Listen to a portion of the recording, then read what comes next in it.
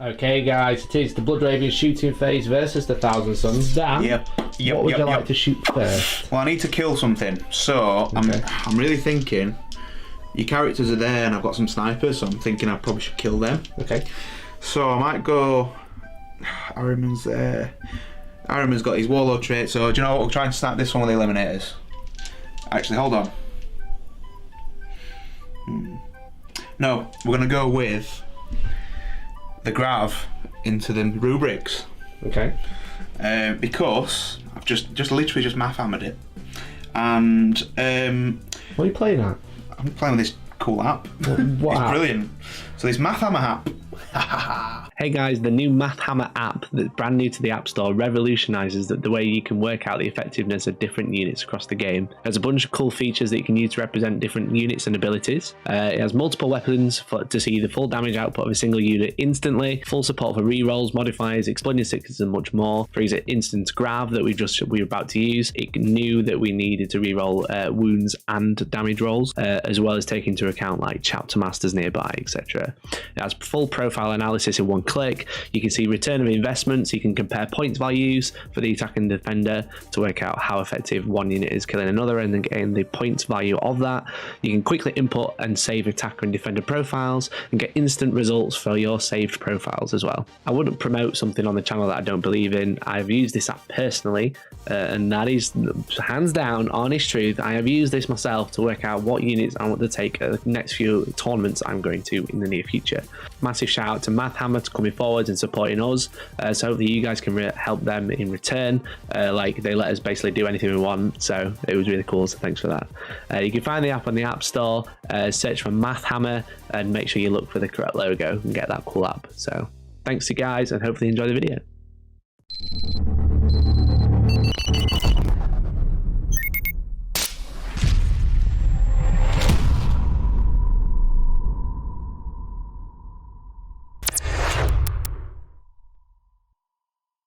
Okay. Good morning. How is everyone doing? It is day 2 of the Prague Open Grand Tournament. We're going to be bringing you the 4th game of the event. How are you feeling, Eddie? I'm feeling pretty good. I had a nice shower. Nice. It was good. I've never had a sit-down shower. This is how I'm choosing to start the day. That's a brilliant start to the day. What better start to the day, right? I can think of a few, but not stream appropriate. How are you feeling, Jay? I'm feeling very relaxed, which is surprising considering Mikey's left me with his OBS here and I've got no idea how to use most of it. So, winning right there. Yeah. So, like I said, this is day 2 of the Prague GT. This is an event sponsored by GameMap.eu. Yeah, the guys have been very, very kind and got us out here to stream their event. Obviously, this is the first sort of event that we've come and done outside of our back garden, as it were. We've been jokingly calling it a guerrilla bat rep. Because we've just kind of dragged a load of laptops out here and as much stuff as we can fit in suitcases, and we're doing the best that we can. I thought it was because you brought the gorilla costume. Yeah.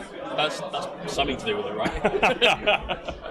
So not only have we got GameMap obviously sponsoring the event, it's basically their event. They've given everyone the table mats. We've got all of their terrain here as well, both their old terrain and their new terrain. We're going to be using the older style terrain today, the Steel City terrain. Yep. Much like Sheffield. Where Hellstorm Wargaming is based. You can see obviously we've got some really nice objective markers on there as well, which are done by GameMap.eu with the Czech flag on there. I need to get some of these made up for my own stuff. It's very spicy. Really good. We are also sponsored by the amazing Math Hammer app. Yep. You saw the trailer for that.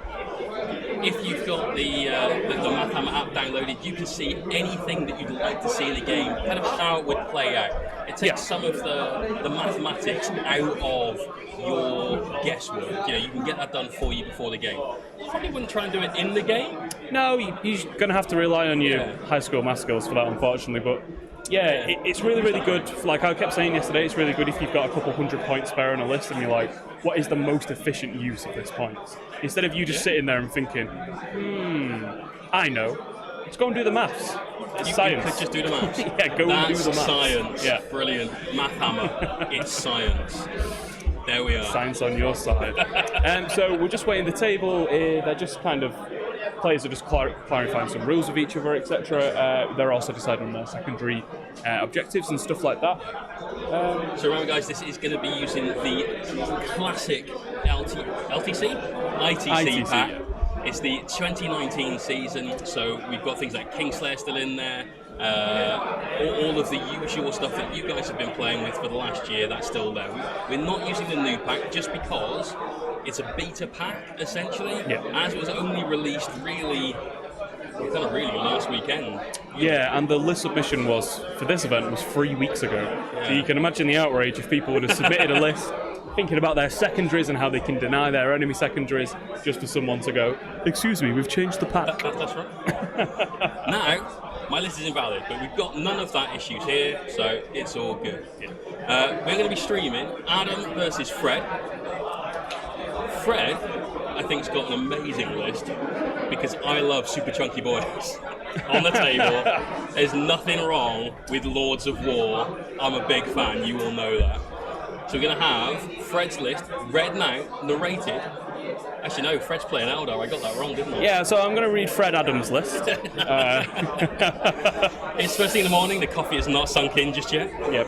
And also, as we go through the stream, we'll obviously get the list up for you in a document. So yesterday we were using the command exclamation point lists, and then unfortunately you were having to search for the player yourself. There wasn't a search function, but I believe that function will still be on. So if anyone wants to put exclamation point lists and then have a little search, so the players are Adam Nemeth, and then there's Fred who's playing Aeldari. I'm not sure if I said Fred's second name. But let's go into this. So first of all, we have a Battalion Detachment.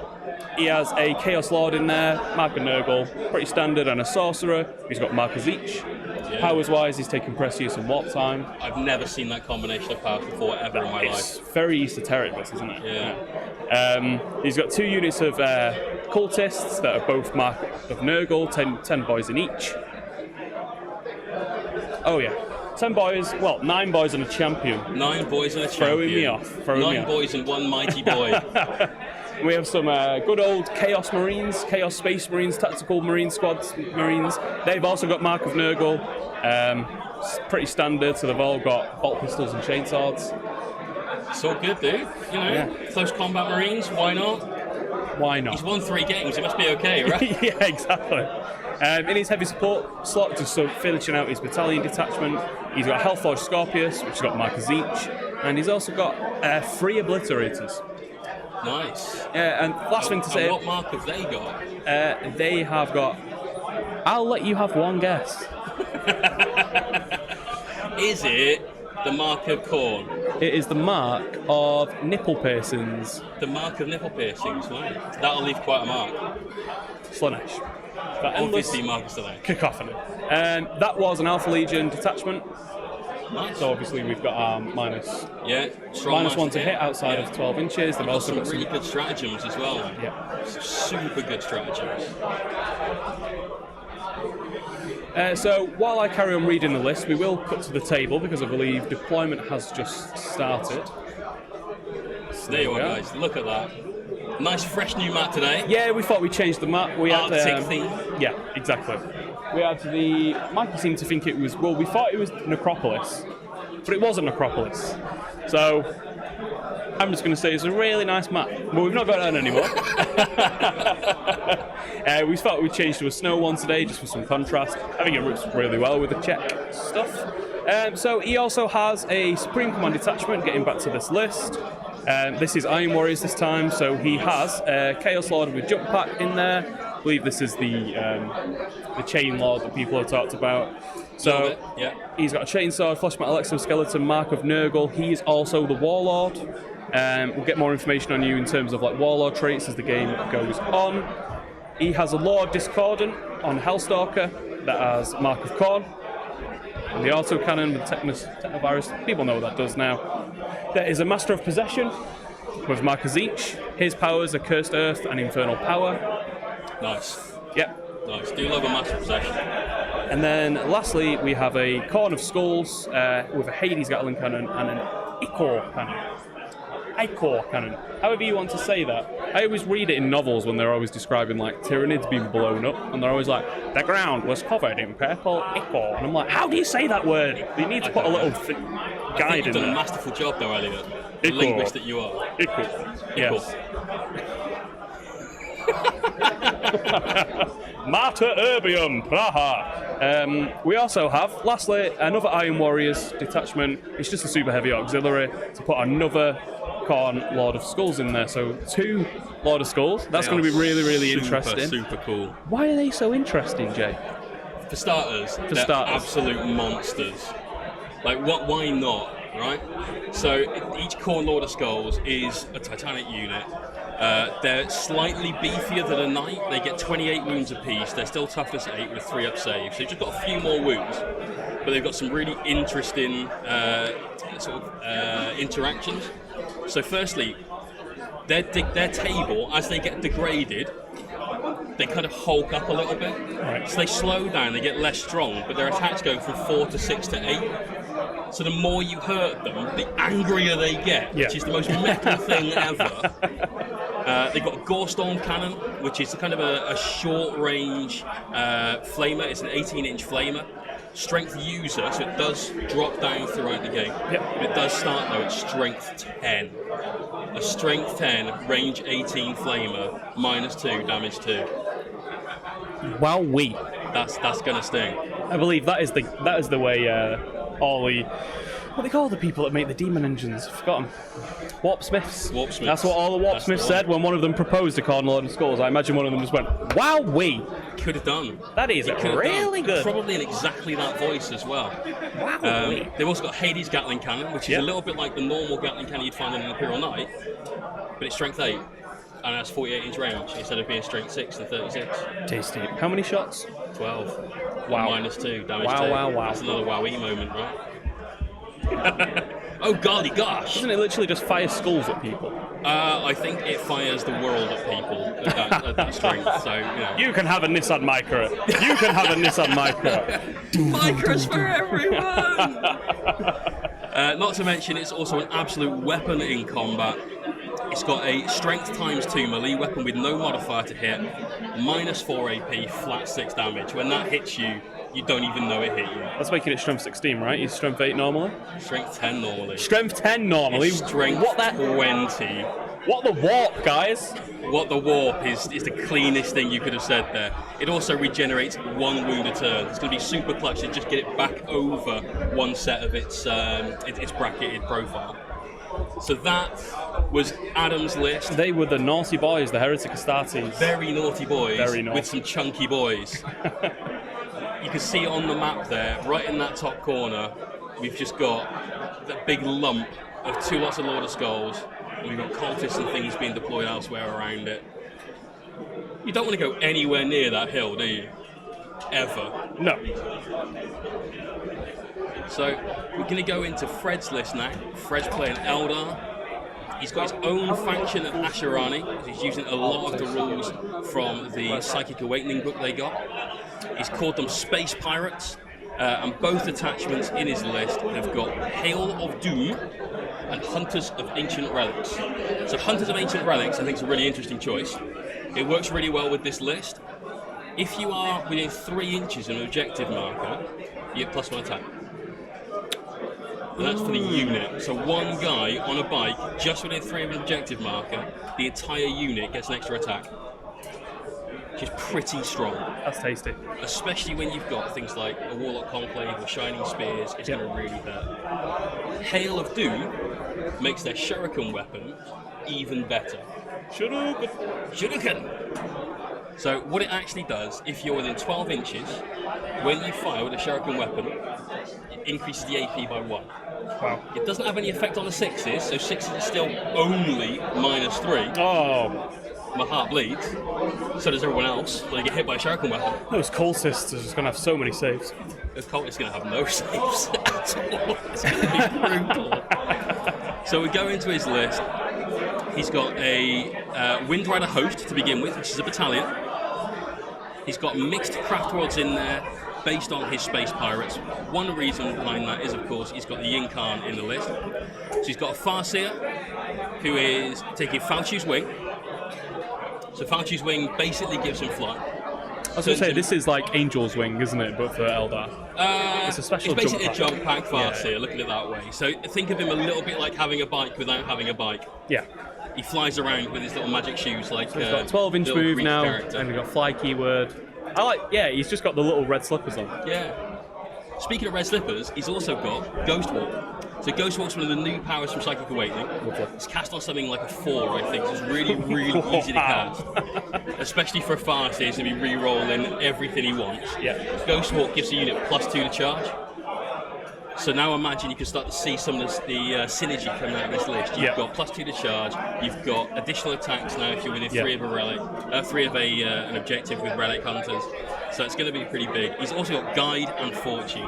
So Fortune, pick an Eldar unit, give it a 5-up Fiona Pain. Yep. Guide, reroll, failed hits, not all hits, just failed hits. So against the Alpha Legion stuff, it's going to be a little bit tricky perhaps. But it's Still better than nothing though, right? Still a lot better than nothing. Then we've got the Yncarne. The Yncarne is a beast. He's got Gaze of Ynnead. Ynnead. Yeah. Ynnead. Who knows? Could be anything. Ynnead. I think Buchanan tends to say But he's Ynnead. got Gaze. He's looking at stuff. And he's got Grace as well, which I think is Ancestor's Grace. Then we've got a little bit of troops. We've got 1 unit of Rangers, which are Alaitoc. So this is where the mixed detachment is coming in. So Alaitoc Rangers. We've got 2 units of Storm Guardians. Units of 8. They're a nice, easy, sort of cheap tax unit to get into a battalion. They've got, of course, Aeldari Blades. And in the fast attack, unsurprisingly, with what we've got here, we've got a massive unit of Shining Spears. Now, these are Sam Hann. So because they're Sam Hann, they won't get Hunters of Ancient Relics. So they're not going to get the bonus if they're within 3 of an objective. That's out the window. But it is a boss unit of Shining Spears, 8 spears and an Exarch. The Exarch's chosen a power, which is Withdraw. So what that does is basically means he can fall back 6 inches from combat after he's fought. Right, lovely. So as long as you That still happens got at his the end Exarch of left, the fight phase. end of the fight phase, yeah. That's Just lovely. bosses off. That's That it. is very lovely. We've got then another battalion, which is also Space Pirates, but this is only Space Pirates now, there's no mixed bits here. Still Hail of Doom, Hunters of Ancient Relics. Oh, this is his Windrider host, sorry, this list is ever so slightly confusing. So he's paid a CP for this. He's got a Farseer Skyrunner with Doom, Executioner and Focus Will. He's got a Warlock Skyrunner who's got Ghostwalk and Quicken and Restrain. That is the Warlord, Seer of the Shifting Vector. So I believe that's what gives him the extra psychic power there. And he's got a Warlock Conclave. This is about to be the most obnoxious thing ever in the world. I believe, sorry, you've just been passed a note. I think what Mikey's told us is that he's using Reaver jet bikes, the models for Reaver jet bikes, as his conclave. Ah, that makes sense. Just thought I'd interrupt there. And the purple bikes are the Sam Hann. Nice. So purple bikes are the Sam Hann spears.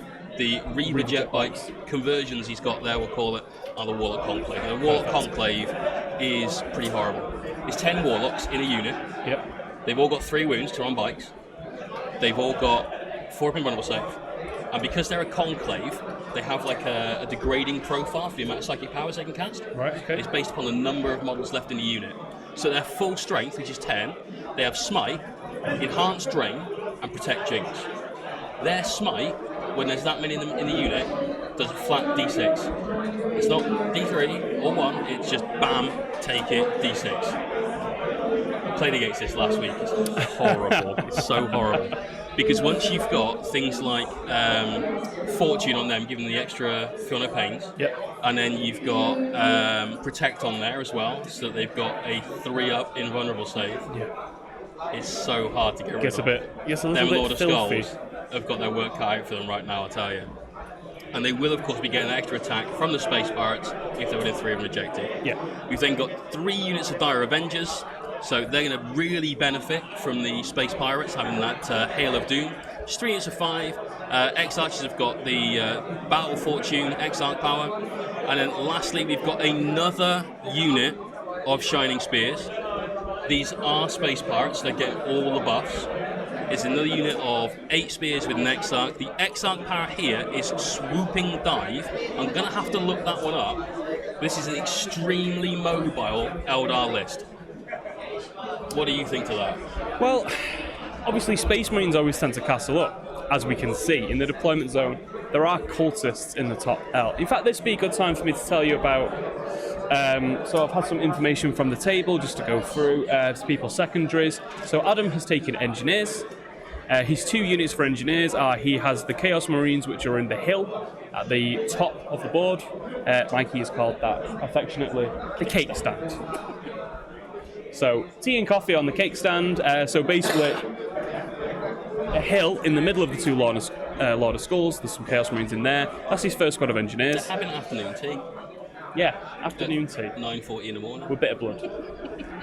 The cultists are in the top left L.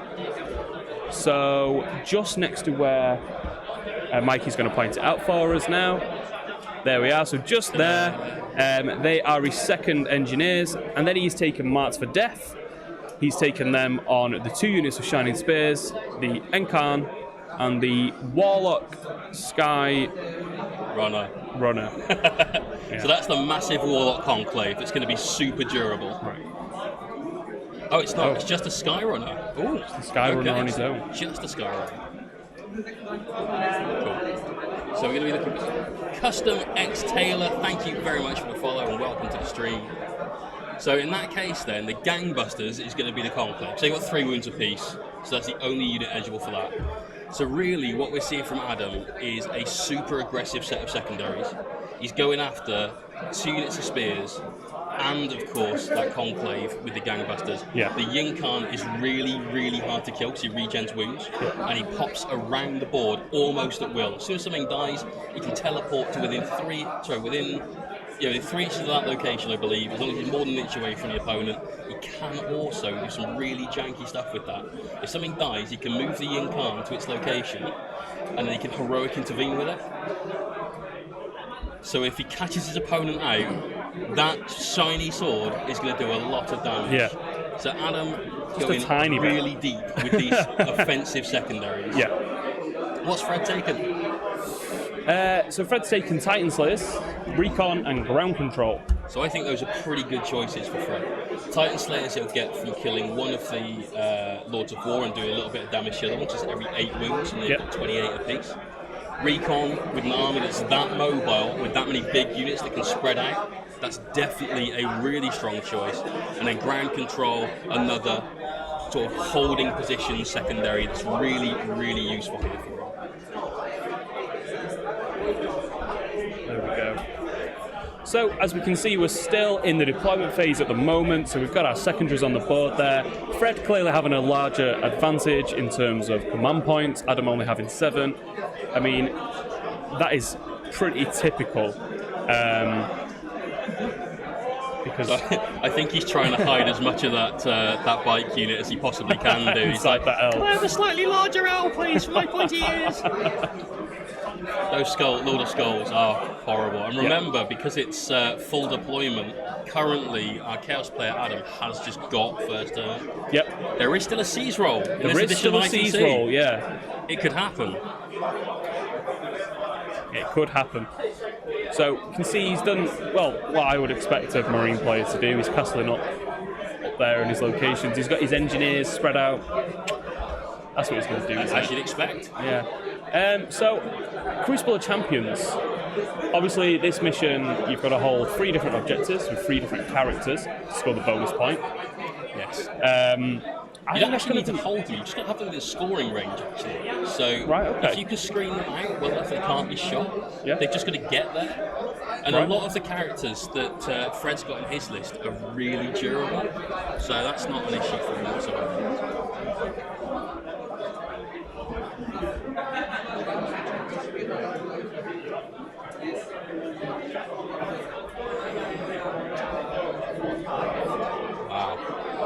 Mikey's given us some really juicy information from the table, which I think Elliot is quite keen to share with the chat now. So obviously, rules as written, you measure distances in terms of charges, etc., and ranges from any part of the hull. Now, the Khorne Lord of Skulls is just one big hull. It is just a hull. Yeah, so he is so tall that he can charge stuff on the 2nd floor of the building, because it's only an inch away from him, so you can actually be in combat with stuff. Yeah. So because of an Imperial Knight, which has a base, you measure from the base. Yeah. You can't do that. You have to have a stratagem and have the right weapons to be able to do that with. Yeah, attacking on the ground. You can't do it with the feet, which is, and most people say Crusaders in this day and age. So absolutely. I mean, you're not going to take a chainsaw just to be like my monstrous just reach or whatever it's I called. want to spend that CP and reach over the top. And then it's only on like a 4+ or something that you actually hit them all. With the sword, you're generally still hitting on 3s unless you're degraded. Oh, sorry, I thought I meant. Is it not? Fist. Is it not a case of that you have to roll a 4+ for the attack to work? No, you can just do it. No, you've got to do this 6 vertically and an inch horizontally. I'm thinking of the thing where you throw them. Oh yeah. With sorry, the that's a 4-up, isn't it? You throw them that. a 4-up. That's quality. When you kill something and launch it, it's just wonderful. But what this means is, if that Khorne Lord of Skulls gets anywhere near the right ruin, because he can measure from like his axe blade or his shoulder pad, he can hit stuff on any floor. Yeah. So players are shaking hands now. I don't know if we've got a seize roll. I can see lots of dice being moved. No, there's no seize he's chosen roll. not to seize. So I think that means then that Fred's just gone, you know what? I'm playing for second. So Adam will be getting first turn. And he could be doing an awful lot of damage right now.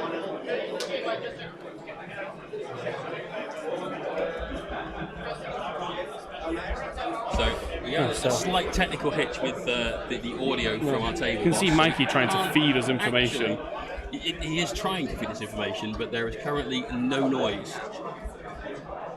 So we're looking at what we've got going on from the table here, and it's all just going to be the preliminary pre-game moves right now.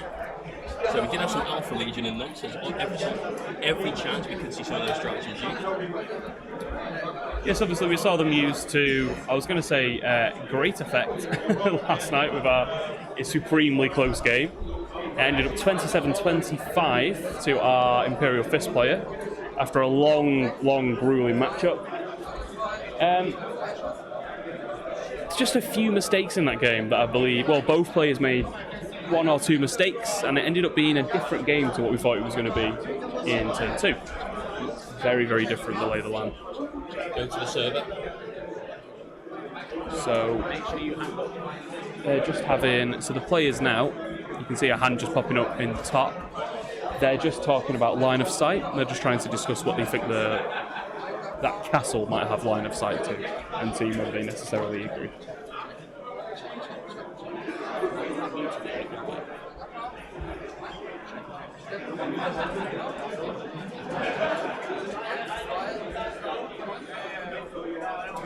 Just a little bit of discussion going. Obviously, if you put in exclamation mark lists in order to get the lists up. We've got some support for Fred there in the chat. I like that. Well, actually, a few minutes ago, Hellstorm Hypebot on Twitch copied the document in there. So you're looking for Fred Oho and Adam Nemeth. They are our players today. So I believe they've resolved their discussion about line of sight. I think they were basically, what wanted to happen is Adam wanted to just leave his Lord of Skulls where they were. Potentially. And I think he was trying to figure out whether they had line of sight without moving them. So it looks like we're just running that unit of cultists over there, getting to the objective. He has advanced, so he's managed to make it all the way there. Yeah, it's going to give him at least hold 2, because there's going to be obviously one underneath the hill with the Lord of Skulls parking lot on top of it right now. It's going to make it difficult for him to get hold more, I think, in this game, because A, he's gone first, which means that his opponent can just clear some of the softer units off these objectives. And B, the cultists aren't known for being super tanky. No. So, especially against automatic -1 Shuriken weaponry as well, that's going to be a bit of an issue for him. Yeah. No, it's definitely going to be tough. Obviously, Fred has the bottom of the round, so you've been saying he can sort of play more recklessly and jump on objectives and just think, oh, I only need to kill 2 or 3 of them, jump on that objective. And Adam doesn't have that many models to go and throw on things. That's because each Khorne Lord of Skulls is quite a gargantuan amount of points. So, happy days, right? Just getting some information from the table as well, Mikey just saying that ground control, because it's scored at the end of the game, because he can spread out with his super mobile armor, you get 1 point for each objective you hold. The amount of characters he's got on bikes, all with their magic flowy shoes, then he could just get characters on there and that's it, done. And you can't target the character. It's a way of playing with Jinx in a Cult that became quite popular because you've got characters still lurking around at the end. And if between turns 4 to 6, you're just positioning them right, and at turn 6, you jump to the objectives, that's it, we've got 4 points. And there was nothing that your opponent could do about it. I think we might see something similar to that here. We go into the psychic phase and we cast something. Fuzzy Fungus! It's a quality Twitch name, I love that. Thank you very much for the follow. So Infernal Power's just been cast. So we might be using... Is that a CP to reroll something? Ooh, so that's big. So Cursed Earth is massive. So what do they do? So Cursed Earth is the one of the massive possession spells. Okay. And it basically buffs demons with a 6-inch aura. Okay. Do you know what keyword Lord of Skulls have got? Oh. Oh. The synergies are a-flowing, GW. Here it comes, man. Here it comes. Prescience has failed. Yeah, Prescience doesn't go off. That's pretty big. That +1 to hit, especially in first turn when you've got someone that can lightning fast, is crazy. Wow. We've just been told that is the end of Adam's turn 1. So Very clearly there was nothing he could shoot. So there's nothing. The Scorpius is out of range, but he has positioned it very safely, so far at least, in that corner. Just have a quick look. I'm pretty sure I saw Quicken somewhere in Fred's list.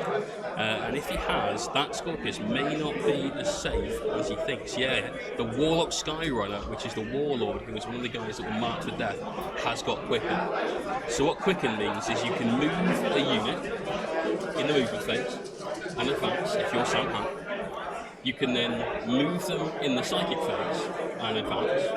And then because you're Sam Hann, you've got a stratagem, and I hit a charge.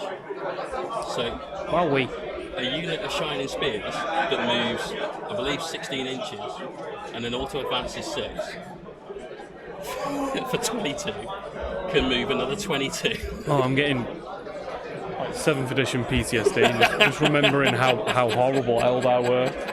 Having to play against massive Windrider hosts, like, no! All the get your scatter lasers away from the rear arc of my knight. Any of that. Strength 7 going into my tough, what is it? Armor value 10, boom. They were, I think they were 12, 13, 12, 10. From shoulder round. It means that unit of Shining Spears has got a 56-inch threat range for the charge. And they can get +2 to the charge because of Ghostwalk. So that makes that a little bit more reliable. They are horribly mobile. This is going to be a key turn for Fred though, because if he can get the buffs off, and I'm trying to find the rest of his units. Mikey, did we have any units playing Deep Strike? Mikey's talking to another fan at the moment. He's being slightly mobbed by people that adore him in one of his Warhammer's glory. It's always interesting whenever you come and stream an event like this, people seem to confuse you with the TOs. That has happened.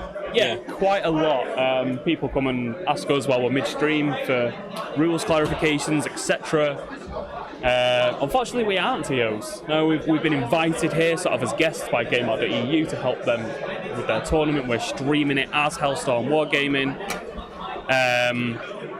We're not TOs. No, it's a bit awkward sometimes, especially when, for instance, yesterday there was a few rules that were gotten wrong on the stream, and it is, unfortunately, I know it seems quite awkward and you think it does affect the quality of the stream a tiny bit. It isn't our job to call players out. More importantly, it would be wrong if we did. Yeah. So whilst it's not our job, and we're not tournament organisers or officials in any way, shape or form, we can't interfere with the game because anything we say may influence what the players do. Yeah. So if I'm asked for a rules clarification, I say something and the guy that's playing the game suddenly goes, oh, that's just reminded me I could do this with this unit. I've inadvertently helped that player out, and we don't want that to happen. The example I always use is sort of like Gary Lineker commenting on a football match. Gary Lineker doesn't work for the FA.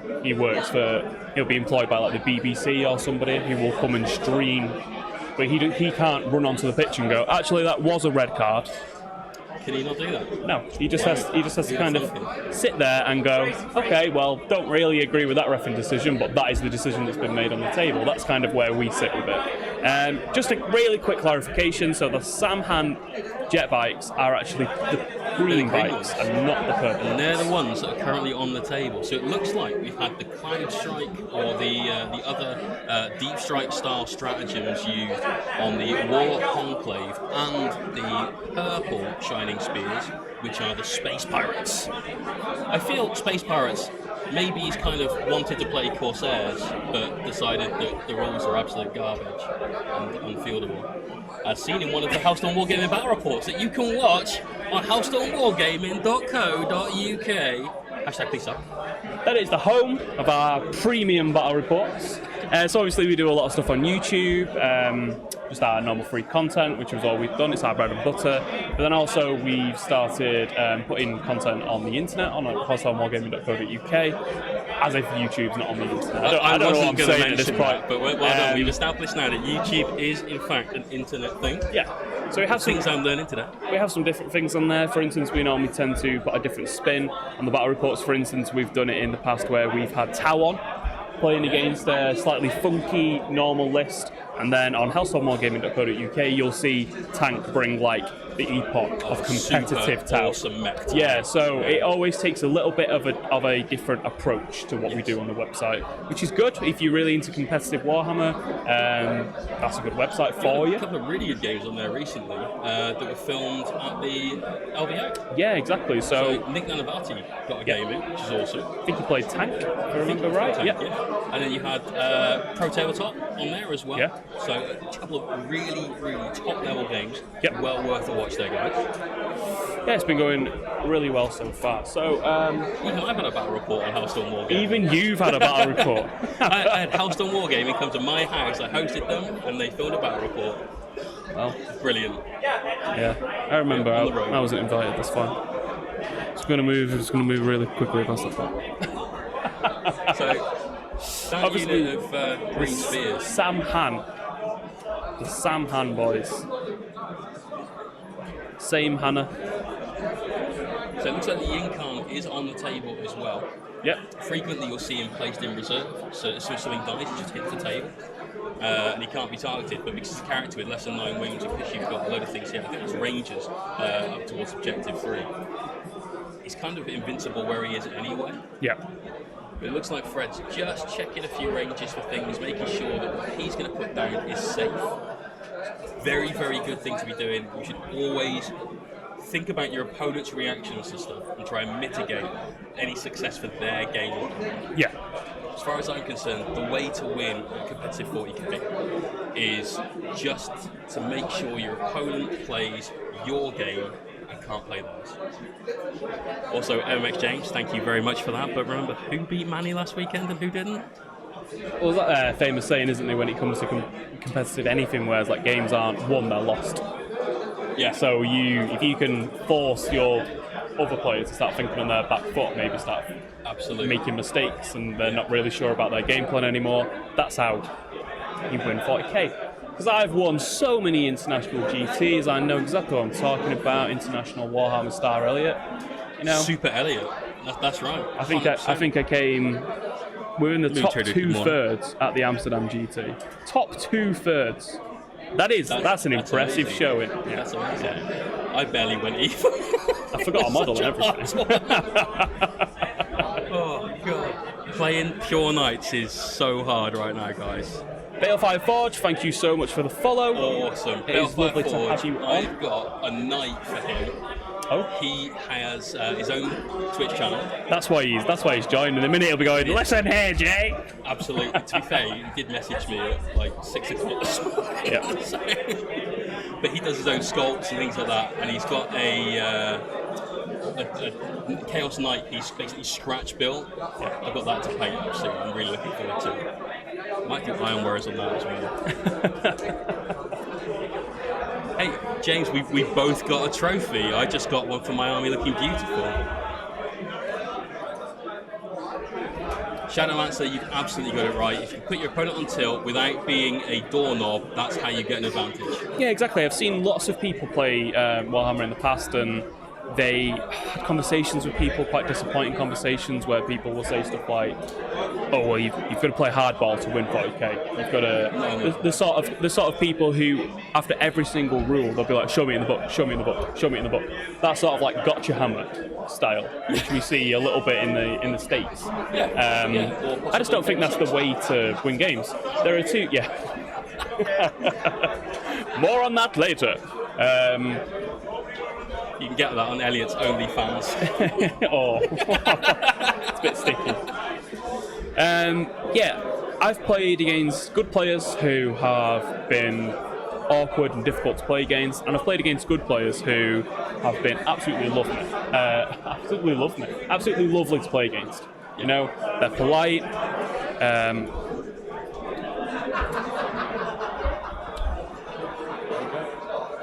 Wow, that's major. So we're in the Aeldari Psychic phase at the moment. They have got Fortune on that green unit of Shining Spears, but they didn't get Quicken. So they no double move, but they do get that 5+ field opening. The Stoic exclamation point lists in the chat, and you will unfortunately have to find the players, but we've got Fred and Adam. They're the only Fred and Adam. Thank you very much, Moon Tyranny.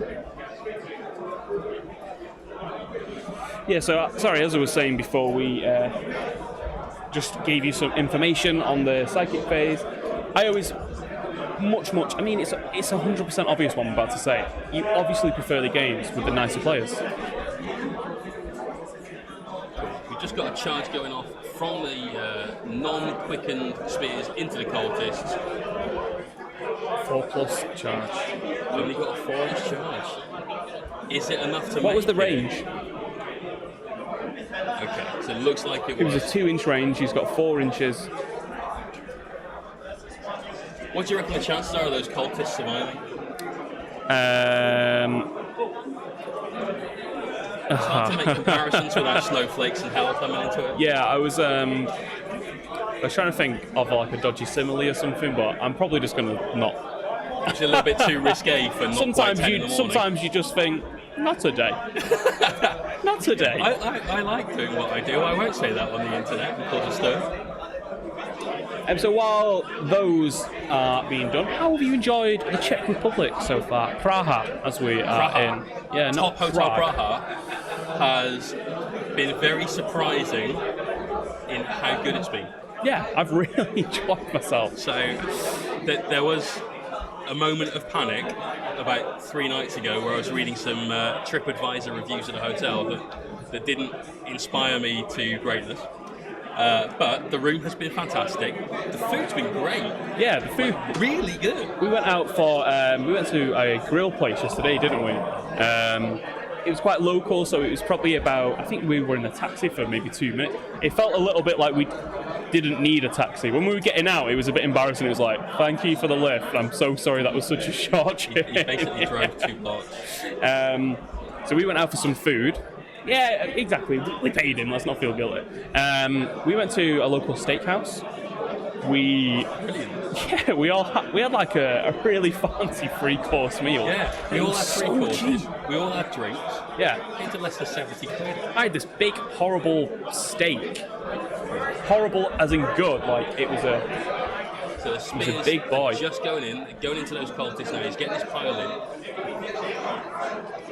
Trying to work out if he's trying to maximise his attacks or if he's just trying to get the bare minimum on there so he can wrap the cultists and keep the set.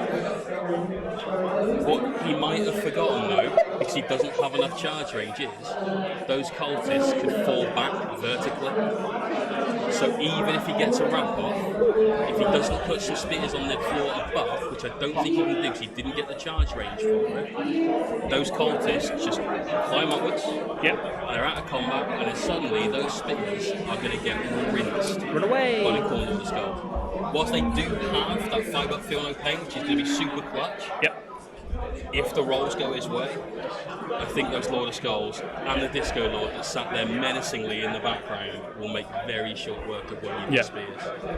They do have an invuln though, which is useful. Playing a risky game, isn't he? I mean, he needs to be aggressive to deal with this. But also, if this goes wrong, he's setting himself up for failure big time. Very much so. So we got Adam at his turn, obviously just got hold. He didn't get any shooting or sidekick off. It looks like maybe 5 wounds that have gone through. We've got more dice being chucked down now. We get word from our table boss as to what's happening. So just to answer a question we had a second ago from Twiggy or Twaggy Lol, will we be able to hear the players? Unfortunately not. Obviously other streaming services such as, I think it's Warhammer TV, tend to mic up their players. We prefer to have a system where we have a table boss who stands at the table, talks to the players, discusses what they're doing, and then can feed back information to us. So that allows us as commentators to maybe suggest what we would do, comment on their actions, talk about how well we think that's going to go, criticise it if necessary. There have been some decisions so far in the tournament that as it's been made, we've been able to say, "Ooh, that isn't the decision I've made." Obviously, if you mic the players up, you kind of lose that. A lot of players aren't likely to talk through what they're going to be doing. I mean, if you have a very confident, very charismatic sort of player on the table, that's absolutely fine. Not everybody who comes and plays Warhammer, as I'm sure everybody is fully aware, especially with the incredibly social the animals. Extra So pressure of being on stream and the heat from the lights and all that. Yeah, exactly. So it's not necessarily something that you're going to feel super comfortable about. Yeah. So that's fine. So we've just found out 7 of the cultists have died. The spears are just on the ground floor. They couldn't get above that. The cultists struck back, and because there were only 3 of them left, I imagine, and the fact that they're cultists, they did a mighty. How many wounds? Pile of poo How many wounds did they do? 0. Wow. No wounds. Who'd have thunk it? Matty Morgan has asked, Elliot, before the end of the stream today, can we please have some remarks? There we go. We can. Mikey's giving me a big head shake from the table. Brother! Brother Mikey? Brother, the Ironstone! Yeah, hopefully we'll have some Iron Warriors on. We've got some Iron Warrior hands, yeah. Hazard stripes for days. My favourite thing ever in the world, if anyone's ever seen the armies that I paint, hazard stripes on everything. Yeah.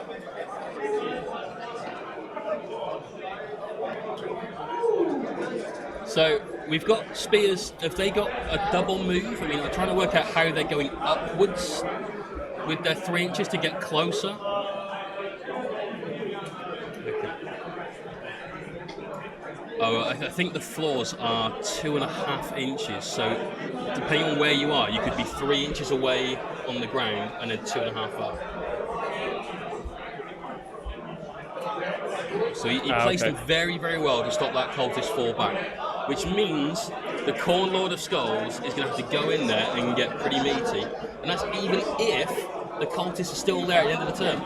He lost 7. They're not well known for their morale. Yeah. A strong failed morale test could definitely remove those 3. Yeah. In fact, if I rolled a 1 for my morale, it's probably the time I start thinking about a CP. Make them run. Yep.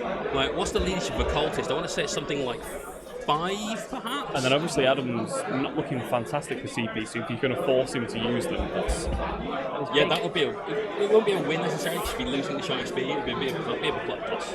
Yeah, although I was thinking, if I was Adam, maybe I'd just let them go. Yeah, you'd be dragging your opponent out of position, so there's going to be a lot of manoeuvrability that Fred is forcing Adam into doing that is maybe counterintuitive to his plan. Yeah. Like, he really wants to protect that Disco Lord. That's why both Lords of Skulls have stood there as bodyguards for him.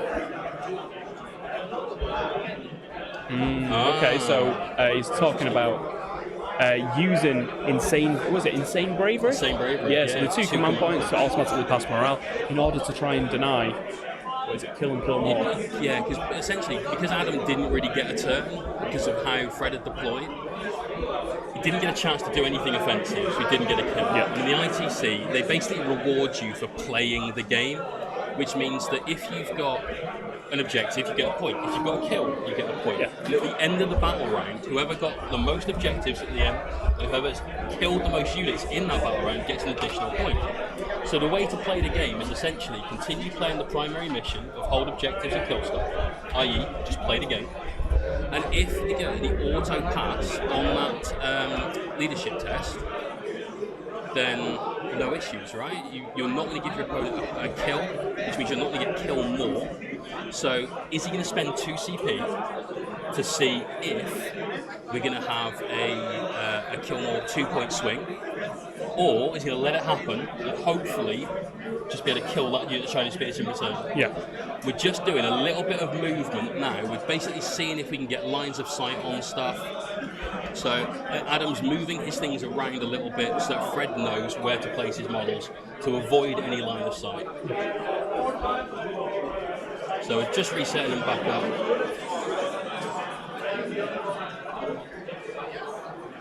So it looks like the Warlord of Skulls that Adam's moving now, the one with the blue shoulder pads, will be able to see.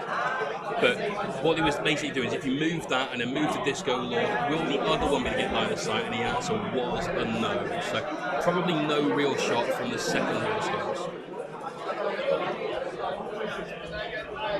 Can you warp time a Corn Lord of Skulls? Let me double check the warp time power. I've got a feeling that it might be... I don't see why he would not be able to. Heretic Astartes. I think it's just Heretic Astartes keyword. It's not just infantry, she's doing it on things like Demon Princes and stuff, so... Okay, so he's done it. Insane Bravery has gone off, so 2 command points. They've now passed their morale, so they'll just sit there in that building. It does mean they're wrapped. It does mean they're wrapped, but it's not necessarily the end of the world. If you only had one Corner of Skulls firing in there, there's not a guarantee that he's going to be doing all the damage he needs to. I think if he had both that could fire, then he'd probably be okay. And we just had confirmation from James in the stream. It's James from Team MMX. You can absolutely warp time with Corner of Skulls. I thought you can, because you can do it to Morty, can't you? Makes sense. Remember that was the list when Morty came out. You just put a little sorcerer behind him and go, "What time?" And he goes, "Whoa!" The board, vomiting on everything. So I don't know what Morty Adam does. got hold and hold more in his turn because he's on 2 objectives. Fred's on number 1, objective 3 there at the side. So there's an Alpha Legion relic that stops psychic powers. That sounds spicy. Sounds horrendous. Mikey's just doing some research from the table on that one for us. That's pretty tasty. That is very tasty, yeah. And no, I don't think he's got it on his list anywhere. So it might be something that he paid a point for pre-game. So because Flesh Metal Exoskeleton is the Warlord trait, isn't it? Don't look at me like I might know what that means. I don't think Flesh Metal Exoskeleton is a relic. I think it's a Warlord trait. So yeah, not on the list, but hopefully we'll get some information from the table. Morty broods for 15,000 years and waits for everyone to die. I think that's a pretty valid tactic with Demon Primarch, isn't it? That's what Lorgar's doing, isn't it? He's like sat in his tower crying. Yeah. One day everyone will respect me. I think he's writing a new book of Lorgar, but using tears as ink, just like invisible ink. Yeah. Nice. I can see that. So obviously that was the end of battle round 1. Yep. We've now moved into Adam's second turn. So get a relic. So I shall read this to you. So this is Hydra's Whale. This is a new relic. Yeah. And so once per battle at the start of the battle round, if a model with this relic is on the battlefield, it can activate the Hydra's Whale.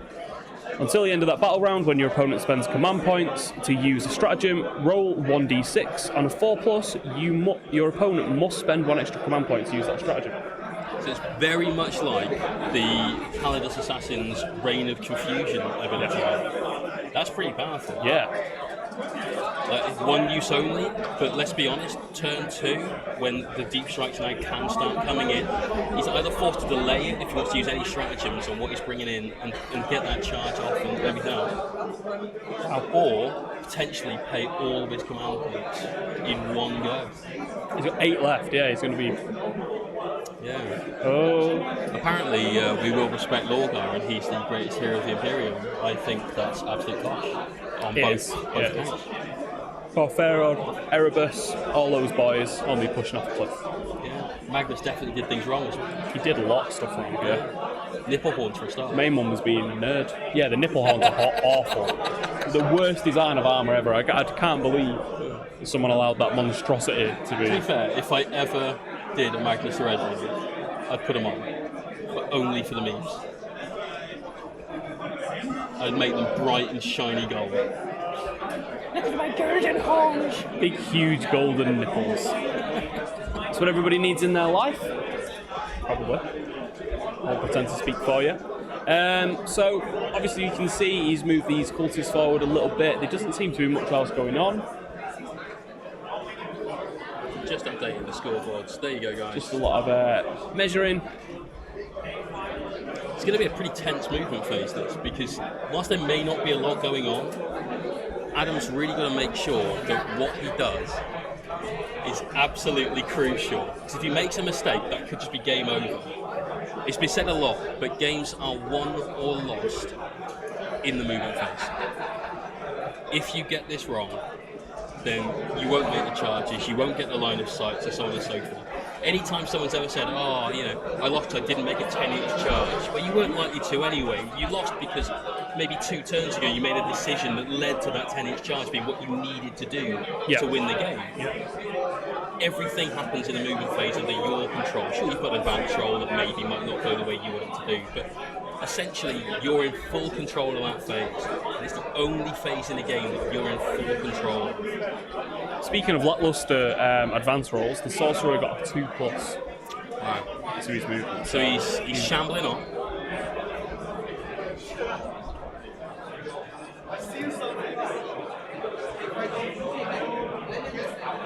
Oh wow, that's enormous. We've got 3 cultists that came out of that top L. And this is because the way that Fred has piled in with those spears left the cultists out of combat. Wow. So after all he that, did a load of attacks with the guys at the front. Adam removed his casualties carefully. The guys at the back used their pile-in move and managed to get to a decent place. But they didn't tag the cultists in combat and they didn't wrap them. No. So that was a really, really clutch 2 CP.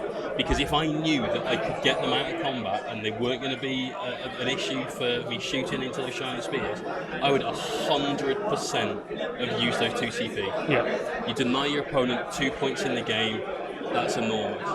We're doing some deep strikes now. Looks like we've got some blitz that are trying to find a spot in that back corner. I love it. And I think they just fit in there.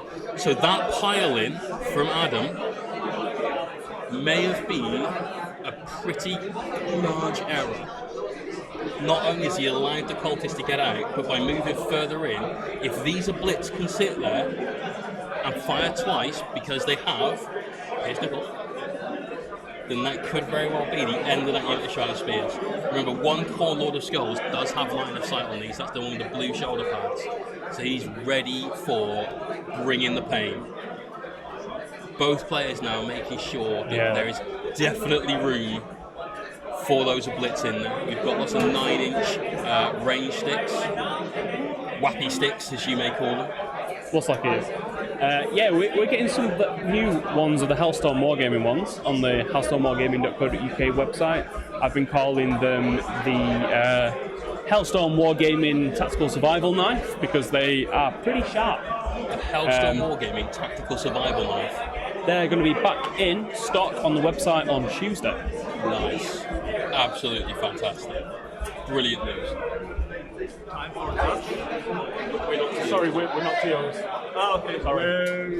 So we're still trying to find out where we can place these blitz.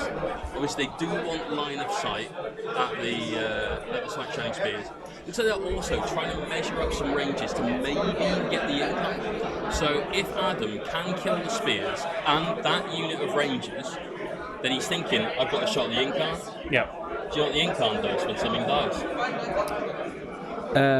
You need to tell me. He becomes Raiden and he falls into the floor and glows white. And he stands back up in a different place. That's weird. Was that a Mortal Kombat reference that was lost on you? Yes. Damn, I'm so sorry. But it means that if he kills those spheres that are in that brilliant piece of line of sight blocking terrain there, the Yncarne can teleport to that location and be out of line of sight. So he's trying to line up. I can see him continually measuring towards the Yncarne to try and get them shots off. But as soon as he dies, it could be terrible. Now, yesterday we obviously we were having a big push for the GoFundMe page for the camera because our camera wasn't performing. We have, as promised, had a little bit of a go, and there it is looking better now. As you can see, it's still a little bit dark, but just this second view just gives you a little bit more context to what's going on. Yeah. Exclamation point GoFundMe. Absolutely. In the Get chat. that in the chat for a start. Wouldn't it be great to have a camera that can get into all the nooks and crannies of this tabletop? The Warhammer UAV, as I've been calling Warhammer it. UAV. I want it to Do you need to fly get a around the kill streak table. of 3 before you can use that? You just need 3 command points available. Nice. Yeah, different system. Right, that's good. That's good. I like it. But you have to spend the 3 command points every day. Every day. Your own personal command points as a human being. I'm not sure how many command points I have. It's Every human being has 2,000. That's not many days. When you reach 0, big problem. Big problem. Big problem. Damn. I feel I've used some command point re-rolls on stopping me taking horrendous mortal wounds at some point in my life already, so I've probably got a lot less than 2,000 at this stage. Yeah, I've not got many left. I think we're still trying to work out what's going on with these blitz. This is, I cannot understate this enough, one of the most crucial points in this movement phase. We've just talked about how important the movement phase is. Yeah. This is a big part of it, right? Yeah. You must be able to get the absolute most out of your deep strikes. Remember, we have used the stratagems for things like the Relic for the anti-stratagems. So we've got stuff going on where we don't want. Adam doesn't want Fred to be able to use any of his really cool strats because he wants to have that kind of disruption coming in from that Relic. What he's hoping for, though, like I said, is to get a second shot on that Yncarne. But remember, the Yncarne does teleport. So that might now be the final position for the Blitz. I can see there's a Chaos Lord coming in. This is the jump pack Chaos Lord. So one of the reasons he's got that, obviously, he gets reroll 1s or from it. Yeah. If he can get Prescience off, those Blitz will be hitting on 2s, rolling 1s. So there's a lot of damage coming out from that. Slowly becomes spicier and spicier.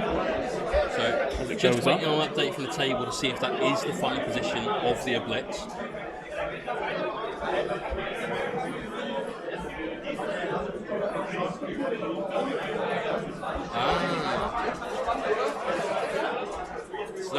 Nice Alpha Legion. Nice Alpha Legion. Very Alpha Legion. Yeah, so Faceless Commander Warlord trait allows him to be picked up and put back down. Just a straight redeploy during the game. Yeah. That's super clutch. I am So that's Alpharius. I was just about to ask if it was replaced a friendly infantry model, but it's not. It just has to appear within 3 inches of another friendly infantry model. So that is really cool. That's also got a nice little bit of flavour. Prescience has gone off. Wow. We have Prescience successfully. So those are Blitz now hitting on 2s. But we've got double 2 to Death Hex. The Death Hex is one of the nastiest powers in the Chaos Point, as far as I'm concerned. Always fails. Just remove an invulnerable save from you with an 18. Did he use a command point, Mikey, to re-roll it? No, he didn't. It's just failed. He'd need a 6. Yeah. Okay. It's going to be super hard to get off, but never mind. If he'd rolled better, then perhaps, but because it's a very difficult power to get off, and it should be, to remove an invulnerable save from one unit within 18 inches, that would be big. If you were watching this at home, and you sat there thinking, I wonder how much damage they'd do without Prescience and without things like Death Hex going off, you can do that on the Math Hammer app. Oh. What app?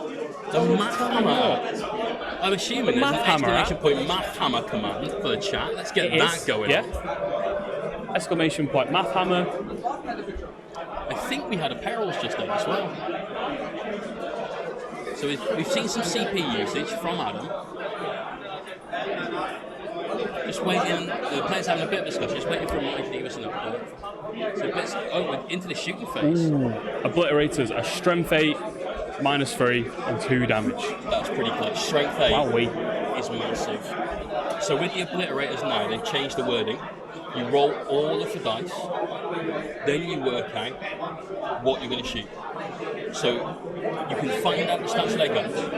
It means that now he's not going to be doing anything to do with the Veterans of the Long War. He won't be needing that. Yep. He could be winning on 2s. No need, right? So we're doing some dice roll. It looks like the sorcerer's just taking a quick shot, or is this one of the obliterators firing? Cool. 2 into the Dire Avengers. 2 obliterators to kill 5 Dire Avengers. That should be pretty easy. The one guy hitting into the bikes, they've all hit and all wounded. Wow, that's good conversion. So obviously they've got some invul saves. It's going to come in handy. If that death X had gone off, this would be really big right now. I think they're just looking for lines of sight. So basically, Fred is trying to work out how many he needs to take off and which ones he needs to take off to stop that Lord of Skulls getting line of sight on the unit. So that's pretty major. If he has managed to kill a fair few here, it could really hamper. Like sometimes you could be the victim of your own success. Yeah. So if Adams kill enough with this to stop the core Lord of Skulls firing at all at that unit, that would be unfortunate. We saw that yesterday, didn't we, in that last game where Jonas moved his possessed bomb in, killed 3 dreadnoughts, which was an amazing turn, but then left himself nothing to wrap. He's taken his feel no pains from Fortune, and it's left one alive. So he's killed 1 and wounded 1. Yeah. And I believe at that angle it might still be that the Lord of Skulls has got line of sight. And he does. He does in fact have line of sight. And we're shooting now, I assume, at the Dire Avengers. Okay, so the Blitz now don't have line of sight on that unit. So if they were to use Endless Cacophony, they might not be able to shoot at the Shining Spears. Just a quick question from the chat, Mikey. Will you be able to confirm for us whether the Master of Possession got any of his psychic powers off? Or did he just move past him? So I thought I saw a power go off on a double 6.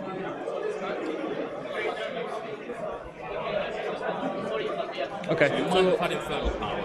Just wait for a word back. Just had Infernal Power. So the unit of Dire Avengers has died. We're looking now from Fred to see if he can put the Yncarne somewhere else. He's thinking about the teleport for it, but looks of it. Colt is shooting the spears now. Trying to chip off that one with the 1 wound. Looks like they've got 2 wounds through after a Colt dice reroll. And it looks like both are saved. The mission, if I flick back to the other top-down view for a second, you'll see is the Crucible of Champions, Tim Norton. And they were having the Dawn of War style deployment. You see what secondaries they've taken there as well. Adam's got engineers on the unit of cultists. There's a 3-man now in front of that top left L. And a unit of Chaos Marines. The Lord of Skulls, though, is throwing everything into that unit of bikes. So we've got, this is the Gatling or the Flamer. So this is the auto-hitting flame. And then we've got a couple of saves. Looks like one's gone through. Bam, 1 bike down. It is damage too, so certainly could do a lot with the thing there. Gatling had 12 strength 8 shots. This is such a beast. 2 3 all-in-ones to hit. He's missed once. Wow, W6s generate extra hits. Is there 1 6 in there? So there is, looks like we've got some saves. Lots of saves, the number of saves to be made. So it's going to be on his invuln, I assume? How do you reckon? It will be on the invuln. Absolutely. They have a 4+ invuln, right? But a 5+ armor save at that point.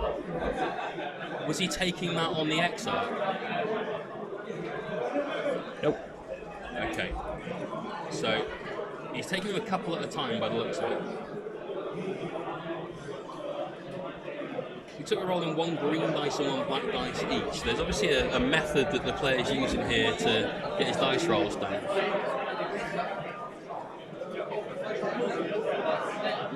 Okay, so I've just been told it's to do with line of sight. So he's basically taking the saving throws and allocate the wounds afterwards. But to be honest, I kind of would just do that anyway. Yeah. I fast dice roll through my saves, and then afterwards, when you've got your Feel No Pains to do, then you just start going through it one at a time. Whilst the event does have a native English rules pack, essentially, so English is the expected language of the event, both players can speak German, as it's probably a bit more comfortable tongue for them. That's what they're speaking. I can confirm from playing 3 games yesterday. I say playing 3 games. Well, I didn't table play boss any in 3 games, yeah. A table boss 3 games. It felt like I was playing 6 games because you're playing both sides of it. Yeah. It is somewhat tricky when you're not able to speak the same language as players. So the Exarch is dead. There we go. That's pretty Gone. big. That's 7 saves. 6 saves. 7, right? We had okay, 7, 6, 7, 6, 7. So I think it's 7 saves. Now we're going through the Feel No Pains. This might not kill the whole unit. Did he get a 5+ Feel No Pain? 5 plus Feel No Pain. Yeah, for Faolchu. Wowee. Just wait for this on the Warlock conclave, where they've then got a 3 up invulnerable save, 3 wounds apiece. They're minus to hit. He's rolling really well. Oh my god. Such hot dice. So out of those now. 7 wounds that went through, Mikey, did he take 2 wounds?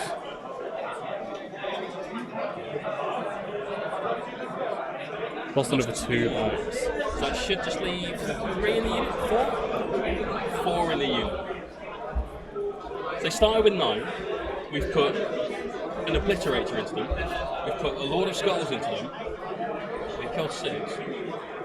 No, we killed 5. Yeah. 4 in the Exarch. Yeah. That was not really what Adam wanted there, I don't think. Nope. He needed a stronger showing than that. Yeah. So he was basically trying to line up so that with the Obliterator, he was trying to get the shot off on the Yncarne if the Yncarne teleported.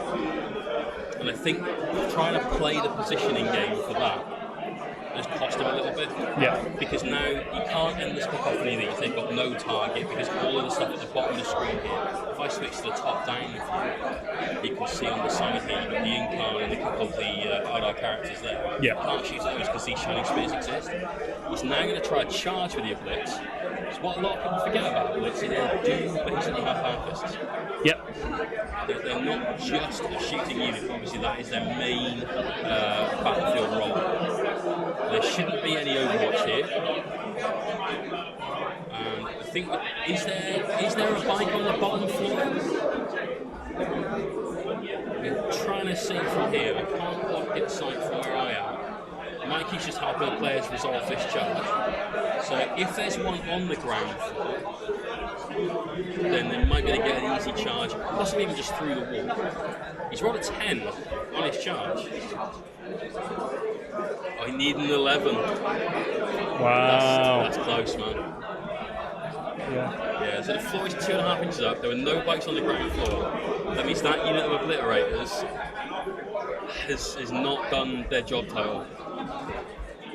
There's a morale that might have to be used on the spears, but they only lost 5, probably they should pay, maybe even not. Well, no, the Exarch's gone, so it might even be 7. So it might be worth spending some time. Oh, they passed it, no issues. So the Spurs will stay. At the end of Adam's turn, then we pop back to the top-down view. We can get an update on the scores. I don't think he did as much as he thought he was going to. Just waiting on an update from the table for the final scores from that round. So we are about halfway through the round now. I don't think, or I can't see, the players using chess blocks. Are they using a chess block? They are. It's just off the table. Right, okay. So Adam did get killed. Okay, there. So you can see there's 52 minutes and 53 minutes respectively, so quite close. Even timing. Remember though, with that, Adam has had 2 turns. Yep. Fred has only had the 1. So Adam got killed because he killed those Dire Avengers that were holding objective 3. He's got hold, and he currently holds 2. But if I'm honest, can't really see that unit of cultists living past the end of this turn. No. I just can't. It's going to be super important now for Fred to get hold more.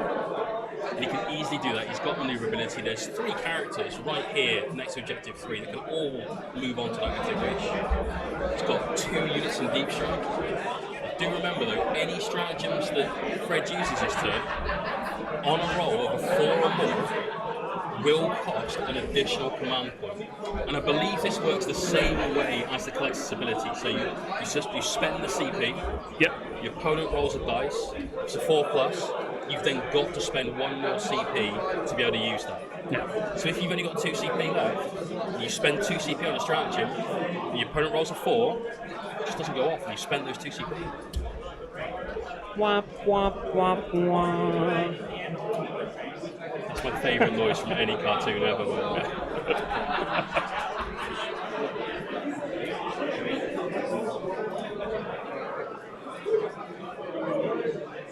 So we just got a really interesting update from Mikey. I This smell is to a do rules with question. some rules interaction. There's an Alpha Legion strategy that stops enemy units from deep striking within 12 inches of an Alpha Legion unit. Now, we've obviously got 2 big units of bikes in deep strike right now. Yeah. If they're more than 12 inches away, they can't charge. You can't even declare it. So you'd have to hope that Quicken goes off so they can get a little bit of movement and then get a charge. The strategy is called Scrambled Coordinates. Scrambled egg coordinates, yeah. Scrambled egg coordinates, strangled coordinates. Coordinating your eggs. Coordinate your eggs. So obviously, you just said there's those 2 big units of exactly bikes. that, those 2 units. Now, the rules interaction that we were thinking of is what happens when the Yncarne's redeployed? Does it work for them? Yeah, it's going to be an You interesting one. can't quicken a deep strike unit, of course, because they're not able to move for any reason at all, other than a charge or heroic intervene for the Yncarne. That's how it gets away with what it does. So that's potentially a really key stratagem to use. So you've got more Dire Avengers running out onto the objective. They're hoping that they last longer than their friends who just ran out there.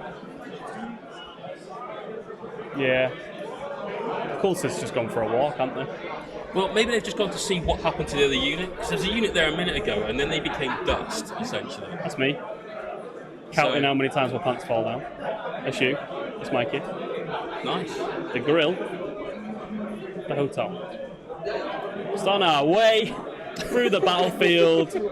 Slowly but surely making our way home. Oh, there's a bus. Is that the building that might be the power station, one of the L shapes in the middle? The big, huge, tall, horrible one. Oh, here come the bikes. So this is obviously a deep strike. So a quick recap so far then of Fred's movement phase.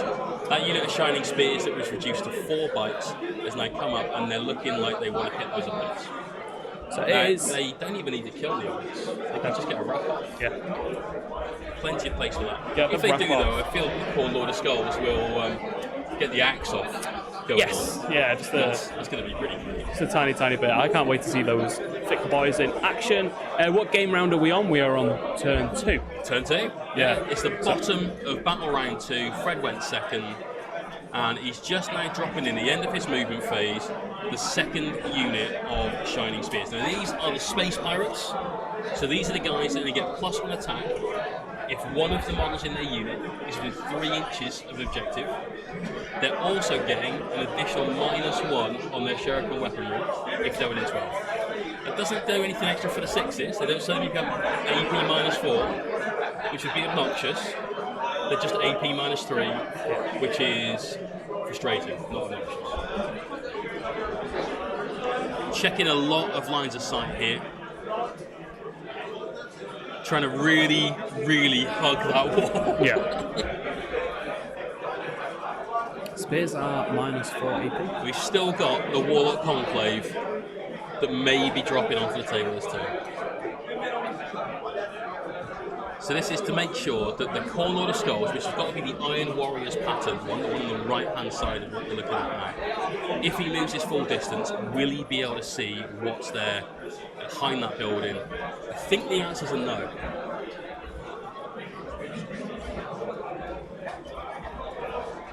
So the Alpha Legion, the blue Lord of Skulls, if what's on the top edge of the table there, that sorcerer, the obliteration, the shiny spears, weren't in the way, it may be able to move laterally along the table edge and see the back end of that unit.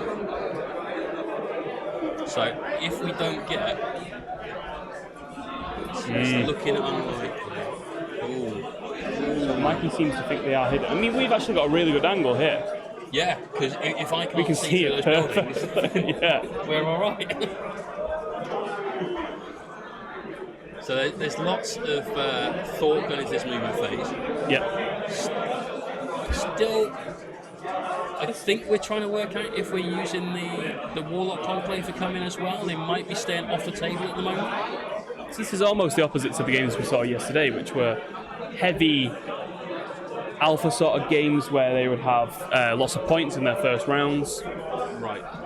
This has been different. This has been a slow sort of rumbling start to the game. It has, but it's super crucial at this point. I love 40k when it's like this, when it's who's going to blink first. Yeah. This is 100% my bag. So what they've done with the spears, they were basically just finding out. So it's a little bit of an exploratory move. Like, if I place them here, can you see? So they've used them as markers. It wasn't the end of the movement phase. So he's still doing the regular movement right now. He's placed them there to see if he can fit them in without the line of sight. So he's then got some information. He's then going to be able to say at the end of his movement phase, okay, cool, this is where they're going to deep strike into, happy with that. So now we're just doing the rest of the movement. So we've got, I believe that's the Farseer Skyrunner and the Warlock Skyrunner on the approach to those shining spears now. Seeing what's going to happen now, we've got an advanced roll by the looks of it for the Yncarne. He is getting out of there. To be fair, it doesn't really matter where the Yncarne is, because as soon as something dies, he does his Raiden moment. I'm totally going to show you a video of that once we finish this through. Is Raiden the guy that goes, Raiden's the and he guy fires a with little like cloud? The hat. He fires a little cloud out of himself, doesn't he? And he goes, He might have done. I remember him teleporting and uppercutting me a lot and being really, really annoyed by it. Yeah, he has teleports, he's got lightning strikes. Is that Mortal Kombat? I really want to play Mortal Kombat. Right, we're getting off topic. Stop. Talk about Mortal Kombat. Let's talk about Mortal Kombat in the 41st millennium. Nike is reminiscing about some Mortal Kombat moments now. About other We're still European trying to work out the GTs. exact positioning of the Yncarne. Yeah, how close it's to the interestingly, as goals. people have pointed out, it won't make so much of a difference that stratagem scrambled coordinates, because it is to deny something in the movement phase. Now, if the Yncarne moves as a result of something down in the shooting phase, you can't use scrambled coordinates. So that won't be as big of an issue as we thought. Yeah. Might happen. So we've got the clock back to Adam briefly for something. So Adam just spent some CP. Right, okay. So those characters at the bottom, which we The should one's we just ever, buying should a we ever purple play shining with paint? spears. I could, but I might break it. So I'll Right, let you play I'm with going to have a paint. go with paint. Right, okay, so we have a Farseer here. Oh dear. Mikey, what has happened? Is it not an actual brush? Using green, change the colour. Hi everyone. Elliot, change the colour. I can't see my screen. There it is. Let's go red. No, change the green on the left hand side. Change that to a colour. And then do a different colour. So we're drawing some things. There you go. We've Why got can't I do red? a little red line just here, I think. I'm being told to change colour. I'm going to use purple. Mikey's trying to two-man Right, hold a mouse. Mikey's at the trying moment. to Draw. So we have Farseer here. Why is it just doing? Oh, who's left the line too long? Wow. Someone's left the line too long. Can you control Z twice for me? There we go. So anyway, what it's going to be, next to that unit of Shining Spears, there's a Farseer, a Warlock, and then the Farseer with his shiny flying shoes. What was the CP usage for Adam, by the way? So Adam used some command points just a minute ago. I saw him change the dice on the thing and it went back to him. I think I might be ready. Oi! Oi! Elliot's getting trying to- territorial now over Just the, trying to snatch things out of my hands like a toddler. Right, so we've got a Farseer, followed by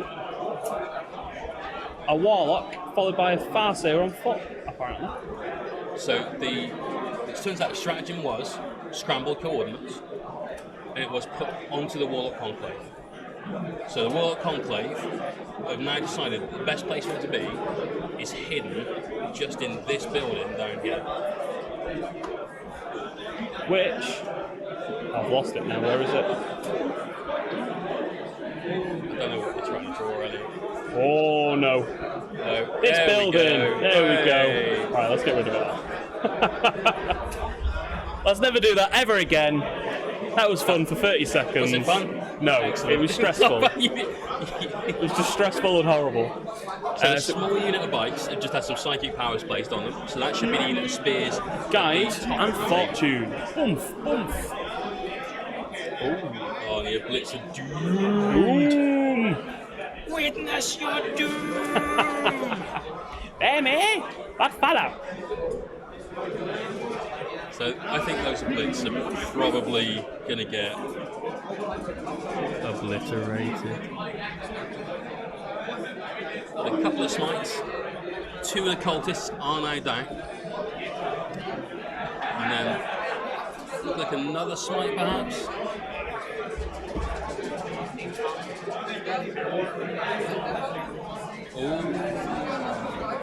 Wow. So the Yncarne, who is basically an Eldar Foreground. demon prince, Yep. decided that he had a migraine and he miscast and then took 3 wounds. Don't feel like doing psychic powers today. I'm just gonna have a nosebleed instead. So That you is can see spicy. just at the bottom of the screen where we've got the hill, you can see a Warlock. He's just been moved there with Quicken. So now we've got Fred on 2 objectives. He's got objective 3. He's got objective 4 at the bottom of the screen. There. So you've got to think that he's looking to do hold more if he can get one of those cultists. I don't know if he can from where he is now. There's not a humongous amount of stuff that's going to be able to draw line of sight to them. Anything that could might even just be out of range. So you might just go for hold even this turn and not be a greedy boy. The spears are now shooting the Blitz. So they've obviously got their own spear, which is really horrible on the shoot. The laser lance, decent strength, it's minus 4 AP. So good job the Blitz have got Demon Set. Looks like we've got 4 wounds. Is that 4 wounds? Yep. So could just kill the unit. Well, no, I don't think there's enough damage to kill the unit. He just does damage 2. So we've killed 1. That's 2 of Blitz dead. And they've still got the Shuriken catapults coming in now. So that should be at least 4 shots from each. Ta-ta for now, Dodson does. Plenty of hits. Remember, the Blitz were doomed as well. Yep. And this unit did have Guide and Fortune, I believe, placed on them.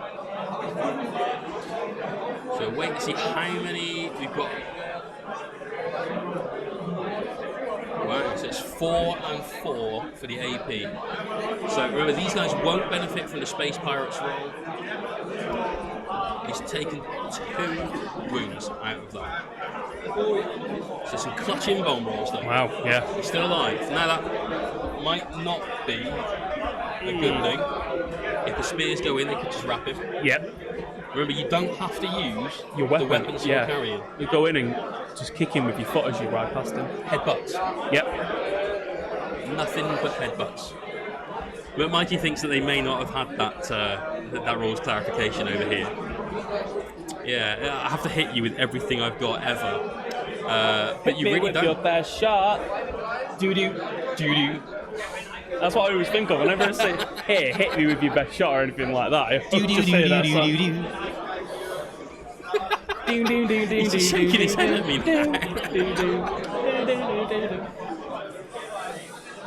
So we're charging both the Oblit and the Sorcerer. So Mikey, we're reminiscing over that's another Guitar Hero 3 Legends You of could Rock. maybe try and snipe the Sorcerer. just get enough around the blitz. Strength 8, AP minus 3, damage 1. AP minus 2, damage 1. There's some pretty good Overwatch going.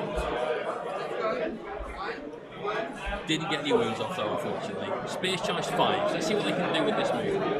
So it looks like he's probably a little further than an inch away from that sorcerer at the moment. Let's see if he changes his mind a little bit on that. He did charge both units. I can't remember with the bikes. I'm pretty sure you've got to measure from the base. You can't measure from like the tip of its nose. Yeah. So his positioning here, because he rolled a 5, it's got to be really, really good.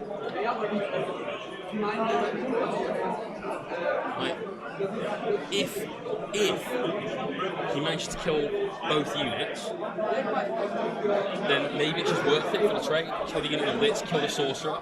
Sorcerer has Death Hex, by the way, which is an extremely important target for the Warlock Conclave. So we're maybe just trying to keep coherency in. He does have one into the Implit. So he's hit. He's got rerolls for Doom, so it does wound twice. Doom being an extremely strong power. Blitz got some demon saves, and I think he's failed them both. That Blit was obliterated. Unless there's maybe some thought that we may have spent a command point. We can't see on the stream how many command points Adam's got left. He's still showing us 4 at the moment. Oh, it's 2 damage. He's decided not to bother because any one of those would have killed it. Now we're doing the attacks into the Sorcerer. Looks like we've got 2 wounds. Sorcerer's got no invuln save. So those spears sat there with their spears in the wind. Look where, see the face look where they're going. And they're piling in. I don't think they've made the mistake of going within an inch of that Lord of Skulls, but they are blocking his movement pretty well. And the cool Lord of Skulls can still get out of there, but you have to move towards the middle of the table. You have to go down the table, essentially. So that looks like the end of Fred's turn. Fred's definitely got a kill. He killed 2. Yep. He killed the Blitz and the Sorcerer. I think Adam killed just 1, though. He killed the unit of Dire Avengers. So Fred's got kill more. Both players are holding 2 objectives, so nobody got hold more. And now we're moving into battle round 3. So we'll wait for the scores to be fully updated. We'll see what the players have scored at the end of that round. Just waiting for Mikey to update that, and of course the CP usage as well.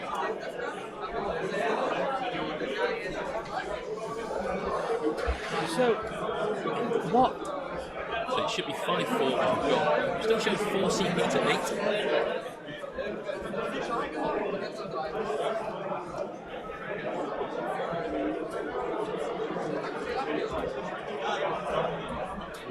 So it's 3 CP to 8. So he did use that strategy, which should be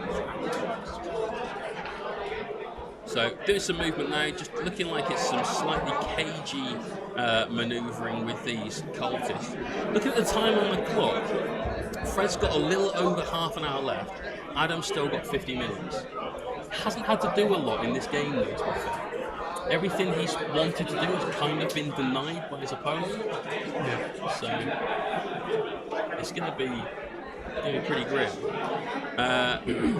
Has got a Whirlwind Scorpius, does ignore line of sight. So a lot of the manoeuvring that Fred has done, trying to keep his spears and his conclave out of line of sight, might not pay off so well. The Scorpius is pretty good. Yeah, I believe it has the rule that if it doesn't move, it can fire twice. Can fire twice. Yep. Yeah. Into that conclave, that's going to be nasty.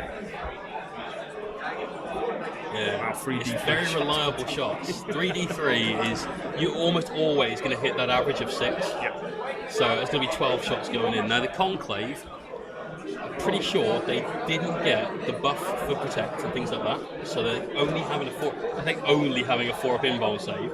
And I don't think they're at -1 to hit. 1 wound each?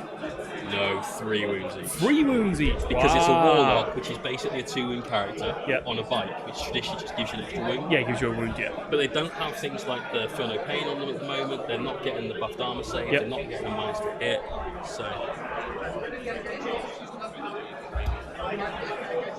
Okay, so just a quick update from the table. There is a unit of Rangers that have gone into the cake stand at the bottom. I am going to try and use The magic. the magic mouse. I'm going to swap the colour. I'm going to make it a little bit thicker. Can I make it thicker? You definitely made that fit. That was a big That was boy. a little too thick. That was THI-double-C right there. So we've got, just in that bottom cake stand, which is clearly a hill, Oh, I know what. a unit of Rangers, as well as that Warlock on a bike. Lord of Skulls, they're just testing the movement. Yeah, we've got a lot of markers going out. I don't think it's got line of sight on those bikes, because I can't see it from here, and I'm basically looking at one of the bikes. Got some advanced rolls that are happening as well. Figured it out now. I needed to play around it with it before. Potentially that was some CP usage. And just as a quick update, we have got some Rangers. Oh no, what's that colour? That's a purple with a little bit of green in it, by the way. Anyway, the Rangers are in that building. And there's a Farseer in there as well. We can almost definitely get rid of those though. We don't need that anymore. So, Lord of Skulls finally come out to play. Remember, there's a Disco Lord hidden there. There's a load of Chaos characters as well. So, Mikey, if you give us an update on where each of those characters are going to, that would be really useful.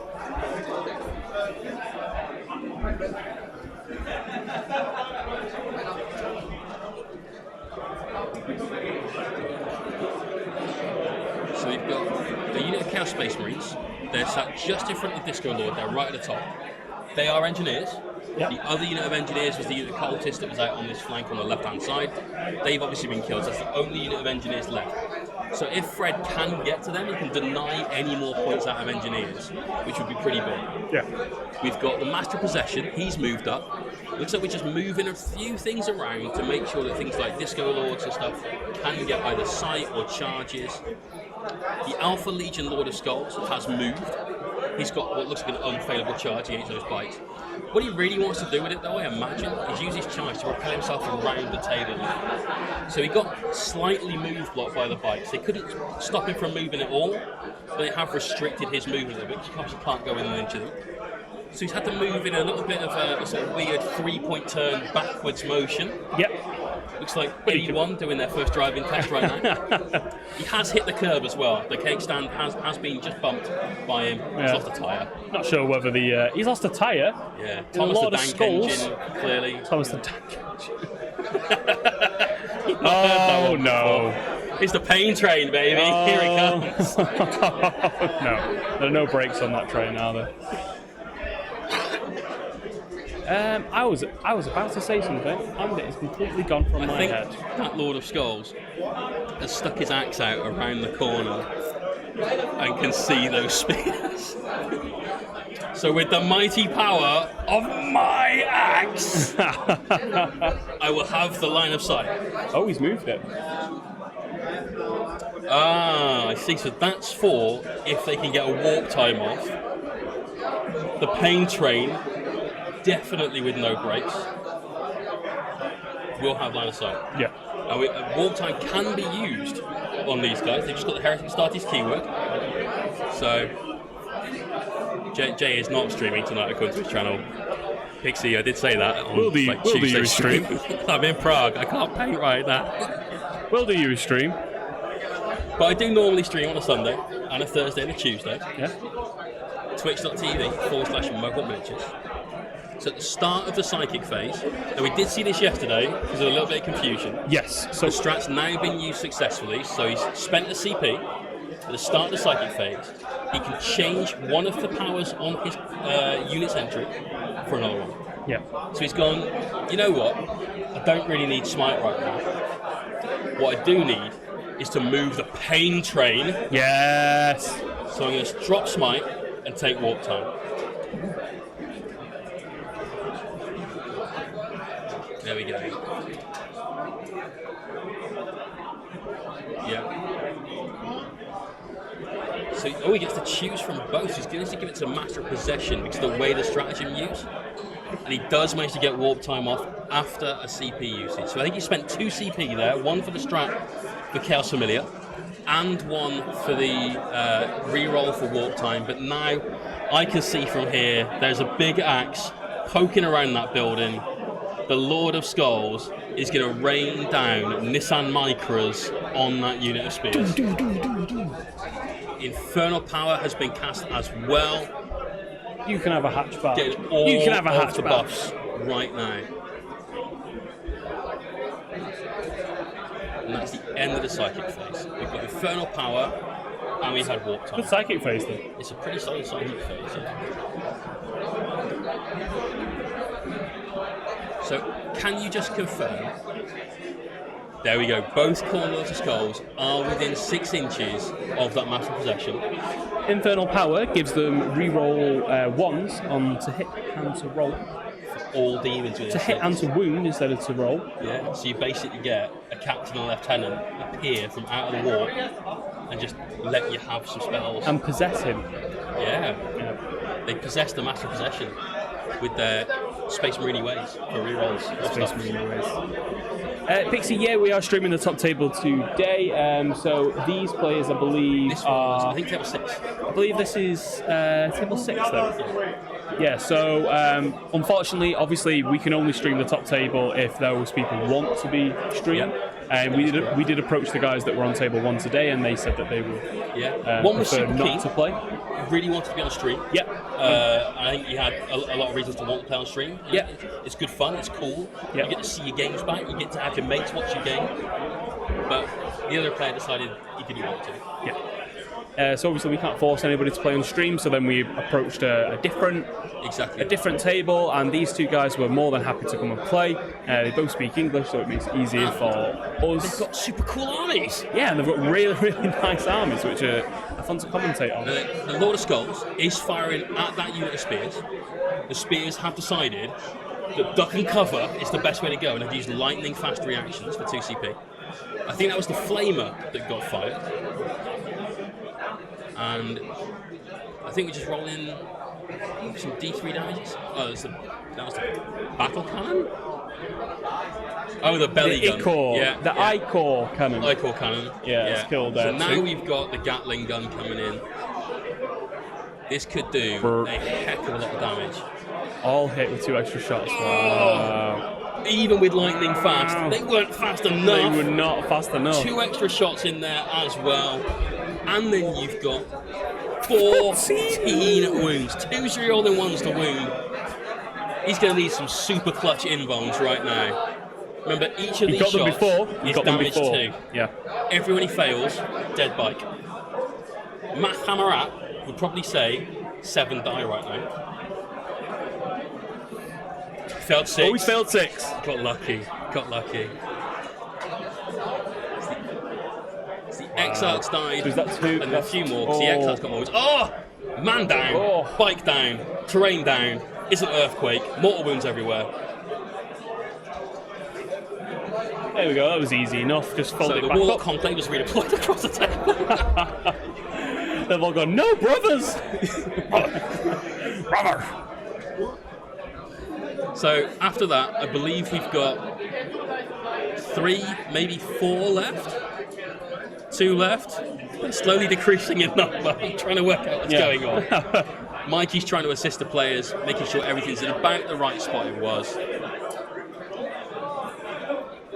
There we go. Looks like we've managed to recreate the battlefield after the tectonic devastation that was wreaked.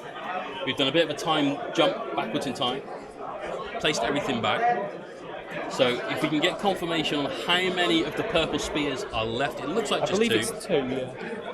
Just 2. So It is just 2. Big hit into that unit. So while Fred puts his army back together, it's been a really good time to shout out to people that we owe this weekend to, which is GameMat.eu.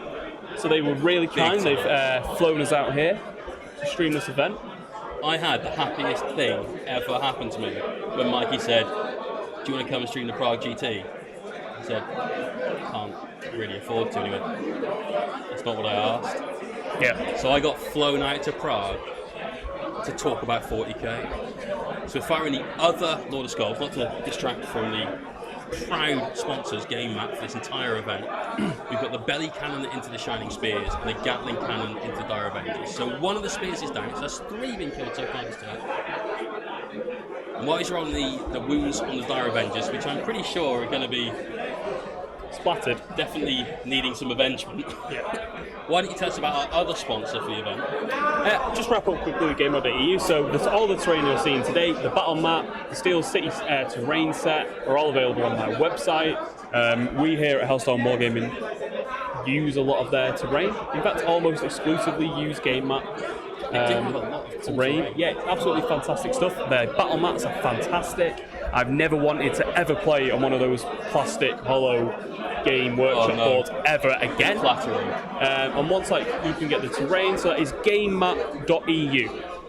So gamemap.eu on your browser, and you'll take you straight to the website. They have some really, really fantastic terrain sets.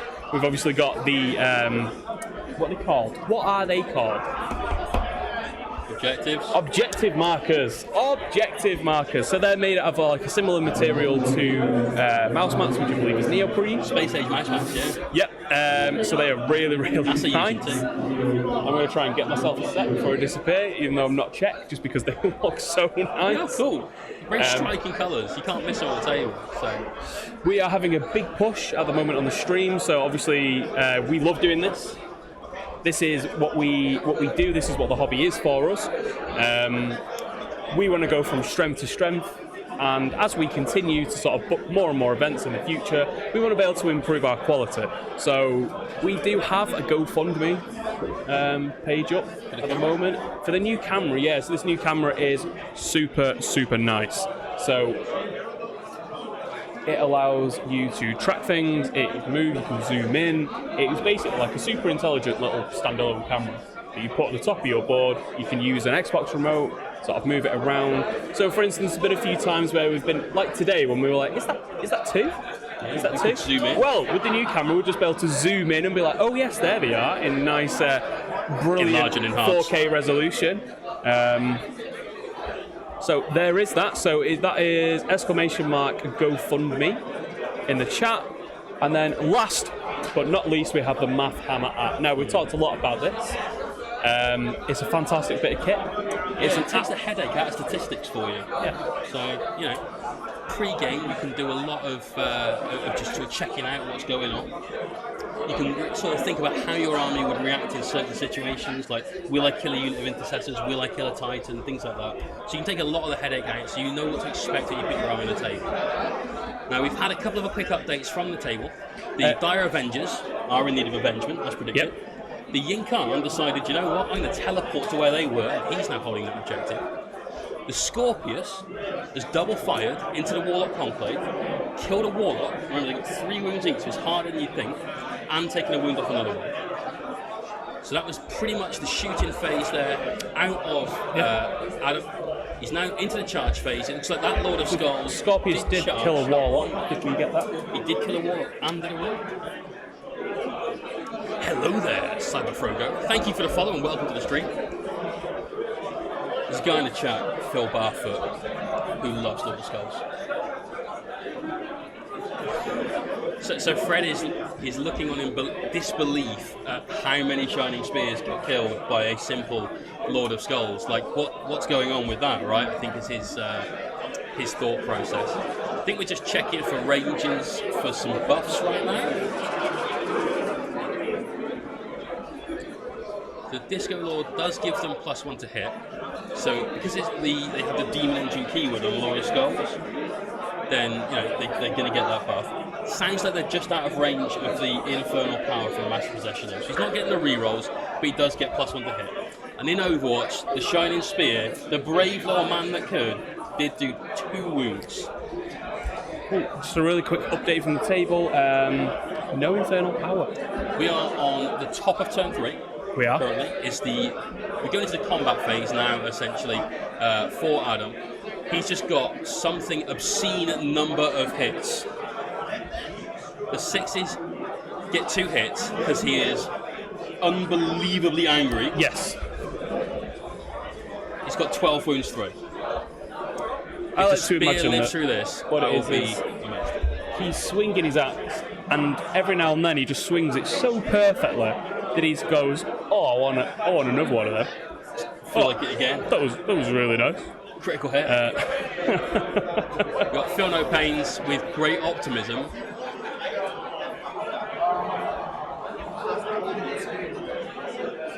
So he's passed all but 2 for Feel No Pains. He might CP one of them. He's having a think. So he's put the clock back on himself whilst he thinks about it. He wants to know 8 out of 10 if it's Feel No worth Pains. a CP. 8 out of 10 on 5 pluses. That was just disgustingly resilient, that, wasn't it? Oh, I think he's just taking him off, and the Yncarne's having his teleport. So the Yncarne's right up there in his grill right now.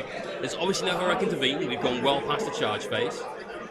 But that does mean that the Yncarne's going to be looking at maybe a charge on something like a Disco Lord if he can get around the back.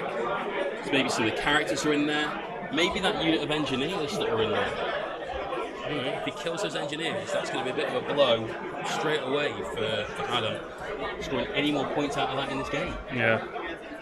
So, I've got a quick question, but before I do that, I'm going to quickly throw us both into the frying pan of Chris Park's question. What's your thoughts on the new Psychic Awakening rules? Now, if you don't mind, I'd like to open my opening thoughts on this matter. So we got to watch Grey Knights yesterday to game 1. Yeah. And that was such a nice game to watch. Now, Grey Knights are... Everyone moans about Grey Knights. Oh, they're in such a bad place. I think Grey Knights were okay. They had tools that they could use in a competitive setting. But now they've been given... Now they've been given more, like the Tides of Convergence, etc. The Tides that we saw yesterday. It just seems so much more versatile. They're super strong. When players like Manny Chima, who finished 5th in the ITC last year, just go, you know what? I'm going to play Grey Knights. Yep. You've got to think he's seen some legs. You've got to take notice at that point, haven't you? I actually gave him a bit of a painting lesson last weekend. Had paint gold. This is a painted Grey Knights gold. Nice. It's now Golden Knights. Well, yeah. Why not, right? We've had... Oh, so this is important right here. There's a purple unit of spears that took 7 casualties, decided they'd auto-pass morale, so we've had 2 CP spent. That's the second time we've seen the tracks use this game, because where they can move to, they can get a decent charge on the Master of Possession. Yeah. And it looks like they can do it without going within an inch of that Lord of Skulls as well, so don't even need to worry about charging that. Which means if they were a bigger unit, they might not fit. I'm not saying that Adam's done Fred a favour, not in the slightest, but that could be a clutch charge. Losing the Master Possession, who's now got warp time for a start, and he's got infernal power, that would be big. Yeah. Pixie's asked, do we think they're more powerful than Iron Hands? I don't know enough to answer that question. I would suspect no. I think they have more utility. So, like you see a lot of armies that people have started to refer to as a toolbox army. What that really means is you've got lots of tools in your toolbox that you can use throughout the game. The more tools you've got, the more, not trick plays that you can do, but the more things you can pull out of the bag to surprise your opponent and get the win in certain situations. I think the Grey Knights are going to be one of those armies that becomes an amazing toolbox. A little bit like how GC the Colts were, maybe sort of 6 months or so ago. Yeah, around about the time of the LGT, obviously when we filmed that coverage, they were very tricky. It was interesting to watch sort of Nick Nibati, for instance, play very, is the term janky Warhammer? Where I think that's become a popular term for it, made famous by a particular YouTube channel. Yeah, so Warhammer, in case of you don't have a list of the European tradition of Math Hammer, where like my list statistically beats everyone else's. It's more a case of this list, I have this list, and it's got all these tools and all these weird things it can do, but you've got to be arguably a better player, in my opinion, to be able to utilise one of those lists. You've got to know exactly what situation to use, exactly what tool, and then be able to pull it off. Exactly. You can't get given that list and go on, that'll just beat everything, kind of, because of maths. You've got to know exactly when to pop those sort of stratagems, and that is a lot more difficult. So it is a shame what's happened to GSC, because I thought they were a really interesting faction. They were super strong. And they've kind of disappeared off now a little bit. But Grey Knights are are... the Space Marine meta that we're in, where you just get that indirect fire and you just table a GTA card, which is harsh. Grey Knights, I think, are just absolutely... I'm tempted. I'm not going to lie. I am super tempted with Grey Knights. I think half the 40k community is tempted at the moment. Because I have a soft spot for them. The first commission I did that was a large army was a Grey Knight army. And so I've always got that little nostalgia tick for that. So I just love it. They're quite a cheap army to build as well. You can put together a Great Knight army for not a lot. Not compared to something about like 3 GSC. months ago, you could get a Grey Knight army for 50 quid on eBay. Yeah, exactly.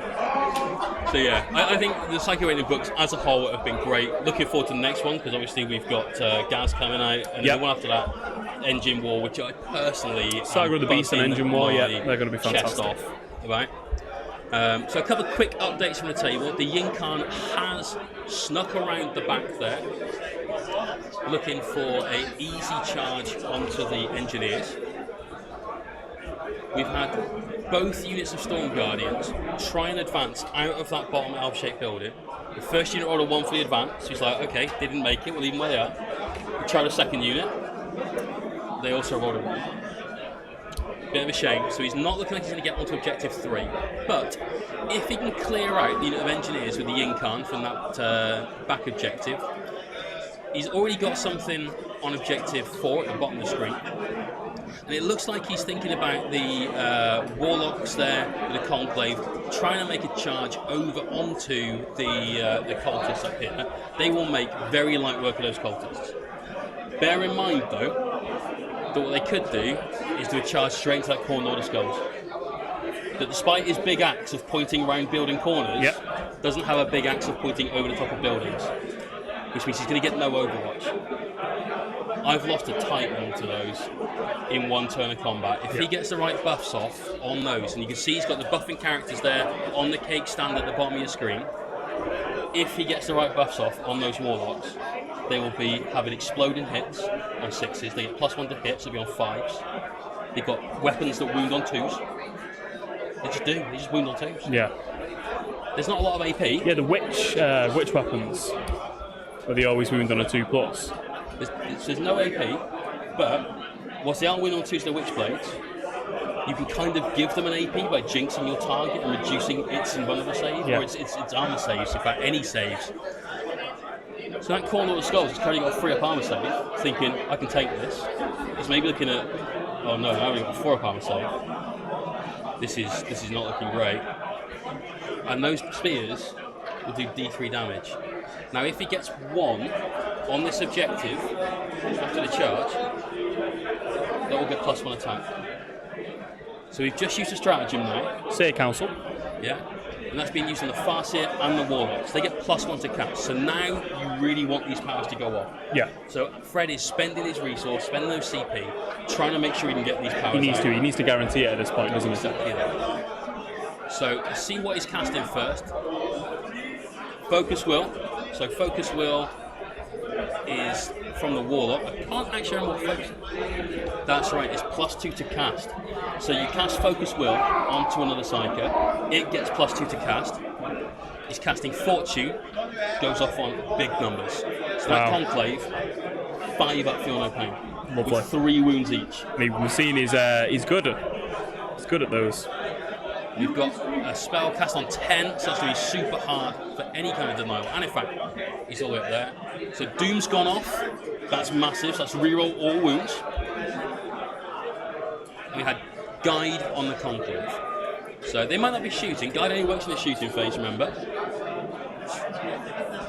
Jinx has currently not gone off. Like Jinx CP reroll. He gets it. Okay, so Jinx is off. So that's big as well. So currently the Warlock unit are rerolling hits in shooting, rerolling wounds against the Lord of Skulls, which has a negative to its armor save. They've got Faolchu as well, so they've got that 5 up feel no pain. Let's see what's coming out next. And +1 to hit. Wow. So that +1 to hit, they have a stratagem, I've forgotten the name of it, that gets, they basically, on a 6 to hit, it's not unmodified, so a 6 to hit, it just hits twice. In fact, it might be Death to the False Emperor kind of thing where you're going to re-roll it. I can't remember if it's an exploding hit or an extra chance of a hit. Because of the +1, that can happen on 5s. So you think the Core Lord of Skulls is going to get a lot of attacks? Wait for this. Yeah. And because he's got the Space Pirates,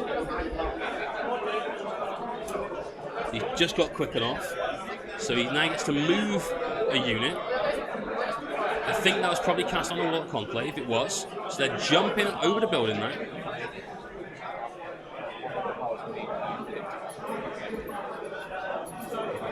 The Yncarne did fail to cast his power. He's not feeling on form today. He did miscast in his last psychic phase with him and took 3 wounds, so maybe he's just still reeling from that a bit. But this Warlock Conclave has got all the movement it needs. So he's got an unfailable charge here against Lord of Skulls. Yep. I think he's also measuring it up so he's got a chance that he could make towards the cultists as well if he wanted to. But what he really needs to do with this conclave is make sure at least one of them is on an objective. Because if they are, they're going to get that extra attack. And when you fly in the charge phase, you can only fly over models, you can't fly over terrain.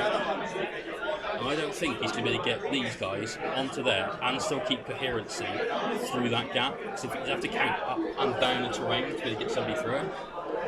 So, who knows? Who knows? You've got shooting from the Shiny Spears into the Core Lord of Skulls bum. Thomas the Dank Engine takes 2 damage from the Laser Lance. The Laser Lance. The other one's Gordon. Gordon? He was the fastest engine. Gordon was green for him. Gordon wasn't the green one. Pretty sure it's Gordon was the big blue one. Henry was the green one. Henry was a green tree. There we go. Henry the Alpha Legion. I watched a lot of Thomas the Tank Engine as a child. A lot. They Yeah. always freak me out. I was like obsessive. So he's got. Ooh, that's a nice strategy. So I think he's got. He was measuring not for a charge range, but for shooting range for the Shuriken catapults that the Warlocks have got. Their spears are only range 9, but we've got a lot here on the right-hand side of that unit of the Warlocks that will be in range of the cultists. Adam's just spent his final CP to give those cultists a 6 up field again. Yeah. So he's hoping to keep enough of them alive, he can stay on the objective. So if he's holding that and the back one, he'll have 2. His opponent currently just has the one at the bottom of the screen. So we've got a load of catapults going into those cultists. Looks like quite a few hits. And there's quite a lot that won't be given a save. In fact, none of them will be given a save, I think. Scott's got 6 up save. Because of his Space Pirates Hail of Doom, -1 AP on Shuriken weapon. He might not get in there. That's all the cultists got. Pretty close. So we've got 4 more sets of Shuriken catapults going into that corner of skulls. Remember, any 6s to wound, which is what he's going to need, will need to be rolling a 6 because he's got the jinx going off. We've got 9 spears that have gone through. Out of those, 5 have wounded and been unsaved. That's 5 of D3 damage. Oh, 12 damage. So he's already taken a little bit from the tickling from the Shining Spears. Now he's taken that hit as well. After feeling pains, he took 10. Wow, so he's starting to degrade. Remember, that Lord of Skulls, as you hurt him, gets angrier. Yeah. His attacks will start boosting up. He's going to hulk up. So he's going to walk around the wrestling ring, shaking his arms, basically. Got a couple of wounds coming in from the Shuriken catapults. It's at 5. It looks like he's taken a couple, even after feeling pain, so he's down to maybe his middle bracket now? Down to 12. So he is in that middle bracket. That was a pretty devastating shooting phase. Yeah, he's really doing what he needs to at this point. So I think we're doing Overwatch. Yes, moving into some Is charges. it the Warlock Conclave that's charging now? Yeah, so they go into the Lord of Skulls. Looks like the Flamer didn't manage to get much, which is a shame. And then the Butcher Cannon. It's Igor Cannon. Igor Cannon. It has range 18. And it is also hitting D6 shot level. Wow. Minus It two used to be as a well. Hellstorm template, didn't it? Yeah, that's right. Yeah, he's got the big flamer, super flamer. So 1 wall. did get one kill. Yeah. Was the one that was wounded, but you know they have 3 wounds apiece, so it's still no mean feat. And a massive possession also was declared as a charge type, which I think is definitely 100% what you should be doing. Because you can get enough guys moving in, and then with your 3-inch piling, you should be able to get a couple on that massive possession. And who cares if you take a little bit of Overwatch from that and don't tag him? Because you've still got the spears that can go in there as well. So the Conclave won't be getting +1 attack from their Keeper of Relics, or whatever it's called, the one from Psychic Awakening. Hunter of Ancient Relics, Relic Hunter, Tomb Raider. Tomb Raider. Tomb Raider. Spears are charging both, and I think they're looking to get round. And they've rolled. Okay, he's got enough to get in there. He did declare a charge against everything. There's a lot of stuff I couldn't see, so there's no harm in declaring a charge against it. Why not? So we've got 2 Shining Spears that have definitely got the chance of just annihilating that guy. So that's a really clutch play. Because there was nothing in the top left corner of our screen for recon, with that charge move, he's just left one there. So really, really well played by Fred. He's thinking about his secondaries, even in the charge phase. You need to do it to win games. And it looks like the Yncarne has charged the Marines. And it is more than 3 inches away from the Disco Lord. So the Disco Lord can't broken to me. That Disco Lord, I'm feeling probably okay.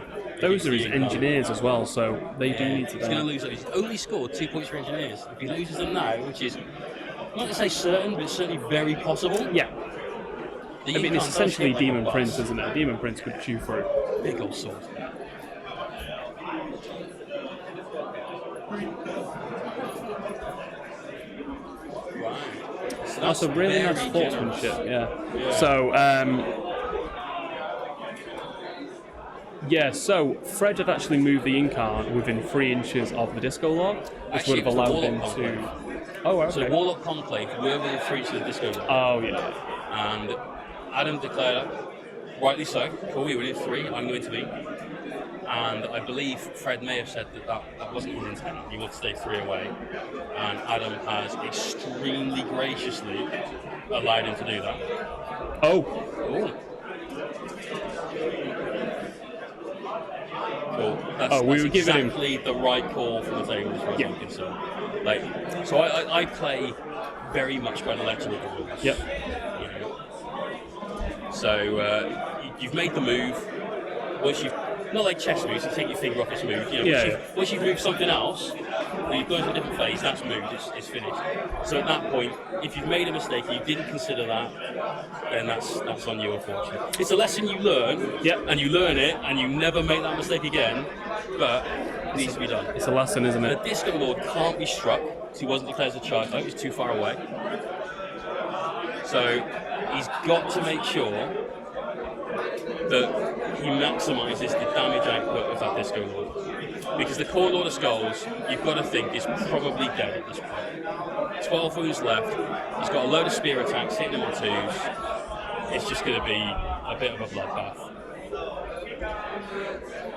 Be interesting to see what the Disco Lord can do. I know that they've been very brutal in the past. I hate them with a horrible fiery passion because I play an Imperial army Yeah. and Death to the False Emperor ruins me so hard. Especially if they're the Slanesh one from the Flawless Host. It's crazy strong. So we've got the attacks going into the Lord of Skulls. There's no CP left from Adam, so we can't interrupt with anything. Yeah. Just doing the wounds now. Remember, they do wound on 2s with their magic spears. Magic witch spears. And it looks like 17 wounds. 17 wounds. There's no AP wow. on it, but he has had Jinx used, so he's got a 4-up save. Each one of these that go through will be D3 damage as well. So we should if you map hammer this out, you should use 8. You should use 8 or 9. 8 or 9 will go through. 8 or 9 D3 is anywhere between obviously 8 and 27 wounds. That Lord of Skulls should be dead. The Lord of Skulls should be Dead. very dead. Very dead. I'm going to say should. He has got Feel No Pain because as well. Only 6 have gone through. 6 have failed to go If he through. rolls average dice, and then we get a bad set of Feel No Pain rolls. Yeah. So we've got plenty. And OKSY92, Oxy92, thank you for the subscription. You are a legend. You got Feel No Pain's coming out. Big He needs to kisses for make a you, few of these, Oxy. And I can only see 2. Does explode. Will he explode? Oh, it's a 4, not an explosion. So the Core Lord of Skulls, the angriest of all angry boys. Valerie with a sub as well. Twitch Prime subs coming in strong.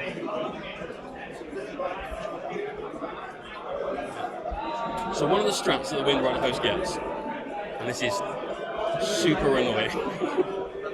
Once you've fought, you can pay 2 command points, and you can move. Now, the way it's worded is it is a normal move. So if there is no enemies within 3 inches of you, you can actually advance as well. So within an inch of you, you can advance because you're not in combat. You get to make a normal move. But because the Disco Lord intervened. Let me guess. Does it then say you can pile in and fight as if it's the fight phase at the end? No. So basically, you do your attacks. Yeah. And after you've done your attacks, you can just go, you know what? I don't want to be in this combat anymore. And you just check out. So you get to normal move. If there is a unit within an inch of you, you can't advance because you're still doing a fall back move. If, however, there is no unit within an inch of you, those Warlock Conclave are going to move 22 inches. Yeah. It's crazily good.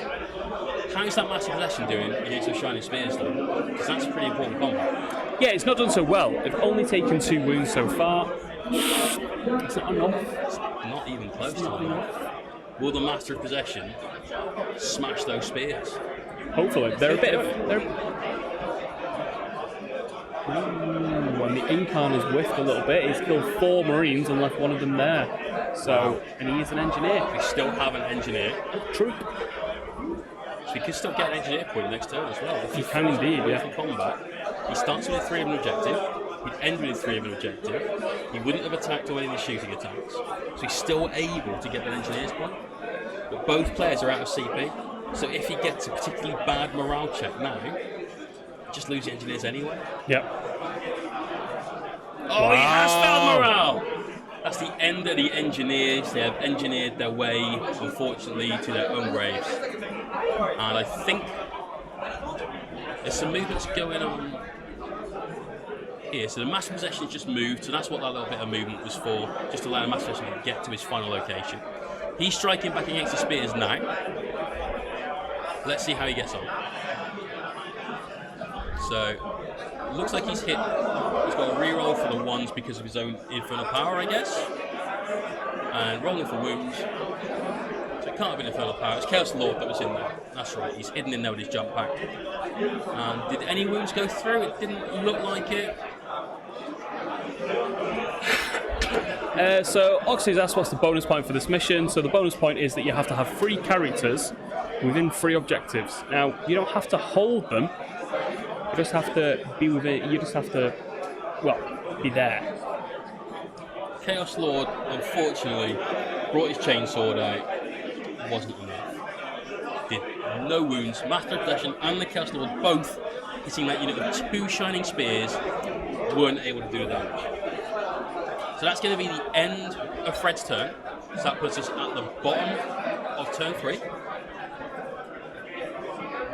Morning, Chris. Yeah, nice to see you. 3. Chris Frozen, how you doing? You absolute legend. Quality Twitch streamer, great painter. So the end of turn 3, just tying up the scores now. Looks like kill more, probably a 1 by Fred. Hold more, could have been 1 by Fred. I don't think Adam's actually on an objective anymore now that the Chaos Marines at the back have died. I think it's going to be 4 points. It was 4 points in the primary for Fred there. Bring the score 10 to 8. No, 10 to 10. There we go. We got 12. We're still going. Fred, of course, getting 3 points for Titan Slayers for killing that Cold Order Skulls. Got himself a recon point as well. So he's now ahead in the secondaries. The maximum he can score is still 12. The maximum that Adam can score is now only going to be 10 because both his units of engineers have perished. Yep. So Fred now having more scoring potential. As we move in to the top of round 4. Round 4. Fight. So what do you think is going to happen now? There's quite a lot of plays, and there's still quite a lot of good units on the board for both players. I don't know. The game is definitely in a bit of a flux state. So it looks like we've had some falling back with maybe the Chaos Lord and the Master of Possession. Probably a good move. I want to know how many wounds the Yncarne's left on. It looks like it's still 6. Because one of the things it can do, it can regenerate wounds, but I think it's just when Eldar things die within a certain distance. Yeah, it takes their life force. So we've just been told he is within 6 of the Shining Spears. So if Adam makes his priorities in the shooting phase a little bit out of line, he could end up killing the Spears, healing the Yncarne, and making it hard to kill the Yncarne. Yeah. And that Disco Lord and the Lord of Skulls clearly want that Yncarne down. We've moved into the psychic phase now, so we're going to see what Adam's going to be casting. Has still got Cursed Earth, goes off on 10, tries to deny, and gets an 11. That's major. Cursed Earth would be a 4-up inbound save. Wow. Both powers were denied. Strong anti-psychic there from big. Fred, our Aeldari player. Either one of those would have been massive. If he's got 27 wounds. 27 wounds. He gets to heal one every turn. He does. He's Infernal an angry boy. regeneration, is it called? Just regenerates. He's basically an Necron. I'm so angry, but I'm getting bigger. So we're...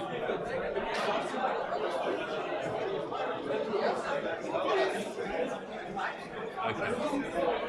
So that was some of what I was talking about a minute ago with the potential. You've got to get your priorities absolutely right. He's killed the Shining Spears. Because he killed the Shining Spears, the Yncarne's got a wound back. The Yncarne's then able to teleport to units just died position. Which means that now it's going to be a lot harder to get charges off on the Yncarne. Might not be alive at that point though, and why is that, Elliot? Because the Khorne Lord of Skulls is opening up all of his weapons, I believe, so that's the Eco Cannon and the Skull Cannon into the Yncarne. So it's taken 4 wounds from the Belly Cannon, which is the lesser of the 2 weapons. It is. So I believe that'll put him down to 4. Gatling Cannon, 12 shots, strength 8, -2, damage 2. This is a hell of a gun. The Yncarne might be dead. We're looking at the wounds now. That's quite a few wounds. 9 wounds. Wow. Is that enough? It wasn't Khorne's favoured number. 6. Failed all but 2. No, we've been given Yncarne's gone. Wow. He is no more. He has just been killed. This has been a very flux game, hasn't it? You've still got quite a lot going on from the table. There's a unit of Windriders in the L on this section of the screen. So just in here, we've got that unit of Warlock Conclave. We've got a lot of characters down here, as well as a unit of Rangers. The Scorpius is thinking about shooting the Rangers. I'd say it's maybe a bold move.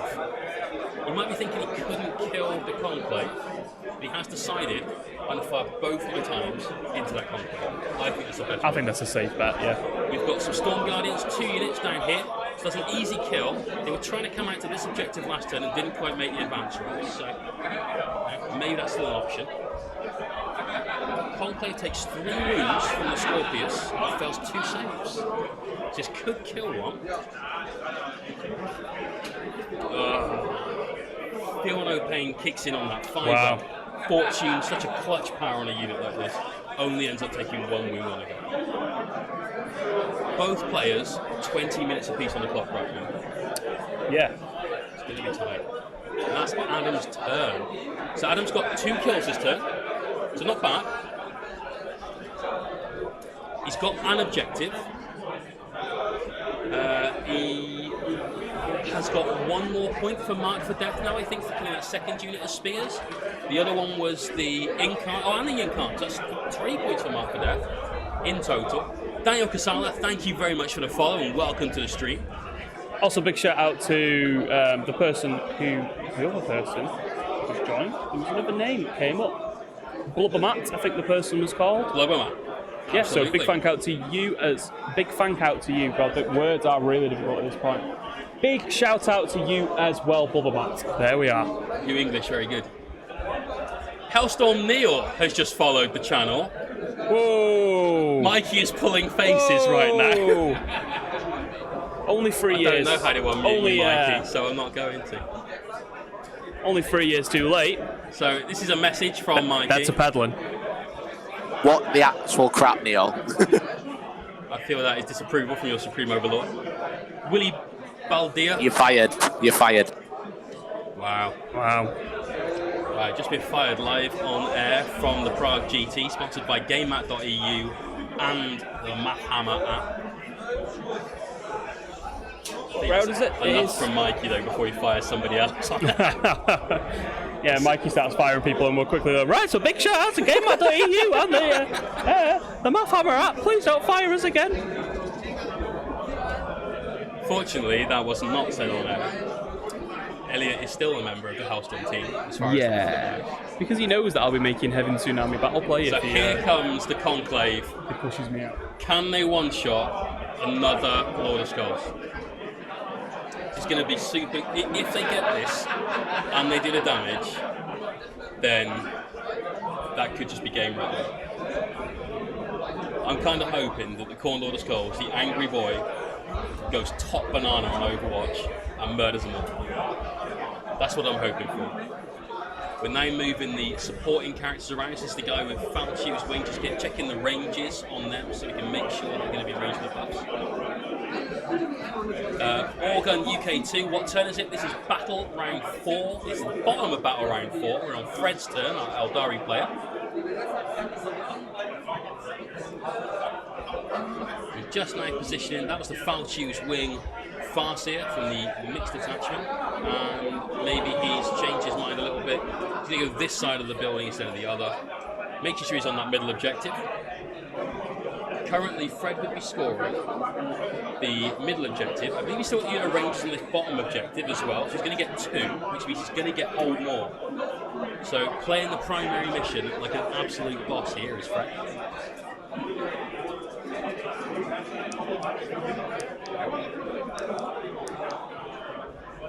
His player's making a mess. Oh, he's what? It's laughing at John James' son. Yeah, all those Chaos players, how dare they, right? How dare they? How dare they? Yeah. Might be saying that someone's just started playing a possessed bomb. They're all getting overexcited, aren't they? Oh, the Storm Guardians have killed the building again. There you go, we advanced with the building.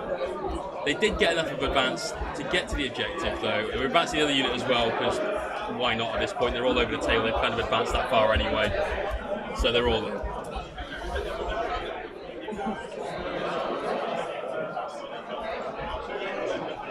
So we have now got 3 objectives being held. I think only 2 of them by a character.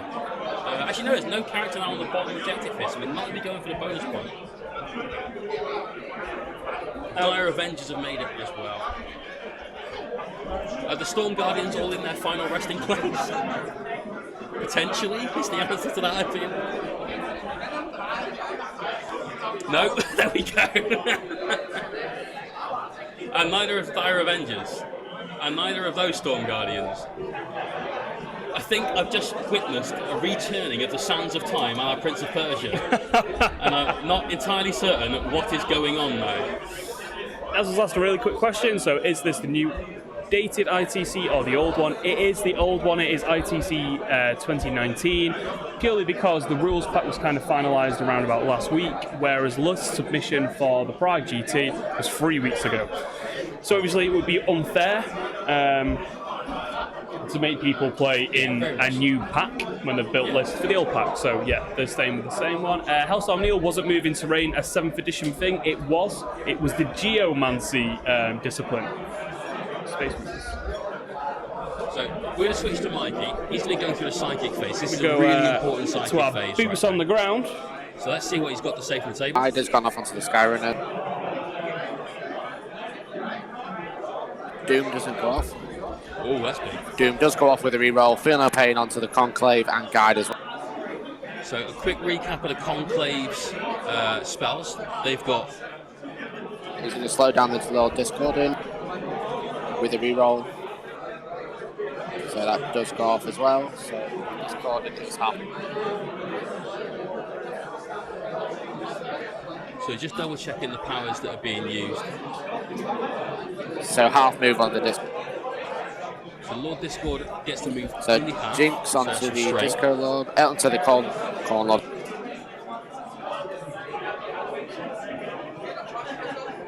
So no +1 to hit. So we've got Doom and Jinx on the Corn Lord of Skulls. We've got Guide. Guide did go off, and Fortune onto the Warlock Conclave, and Drain onto the Lord Discordant. So half. Cool. So that's Thank still you. a pretty good set of powers that have gone off. Yeah, definitely. To Jinx and Doom, obviously super clutch. It's going to really, really hurt that core Lord of Skulls. Having Fortune on the Warlock Conclave, we've seen how tanky that makes them. Having the Disco Lord's movement halved as well with Restrain, it's massive. It's not going to get much of the movement. So Warlock Conclave is now shooting the Lord of Skulls. They do have Guide, so you need to re-roll failed hits. Looks like this is the spears being shot now, or thrown rather. Oh, Guide failed. Okay, so a little bit of confusion for the players, but remember there is a slight language barrier here, so sometimes it's a little bit tricky to get the exact rule. So spears have only done 2 wounds. That's a lot less than I thought they'd do, if I'm honest. Shuriken's going in that. Obviously got some rerolls. Shuriken. And wow, I can see a lot of 6s there. 7 wounds. It's going to be AP minus 3, so it's going to be on that invuln. Which, because of Jinx, it's only going to be a 6. Oh, we've got more. That was the first half. That's 11 saves. 11 saves from the Shuriken. Doom is such a strong power, especially coupled with Jinx. 10 have gone through. Wow. There's no Feel No Pain on that Corn Lord of Skulls. It's down to 15 now.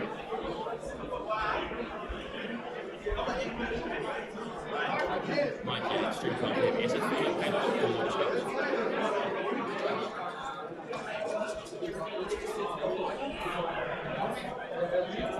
So, Lord of Skulls taking a fair amount of damage. He's now going to have to survive a pretty horrendous combat phase. They won't get a possible hit, and they're not rerolling hits in combat, so it might just be enough to save it. There's a lot of other things that can charge in there, though. Chaos Lord, master possession. Probably doesn't want to get too close to the Disco Lord, if I'm honest, but it's still a viable charge target. Lord of Skulls is degraded, I think, so he's going to be slightly slower anyway, and not have so much like good shots and things. So there's every chance he doesn't charge Lord of Skulls. Yeah. If he kills it, it's game and a half.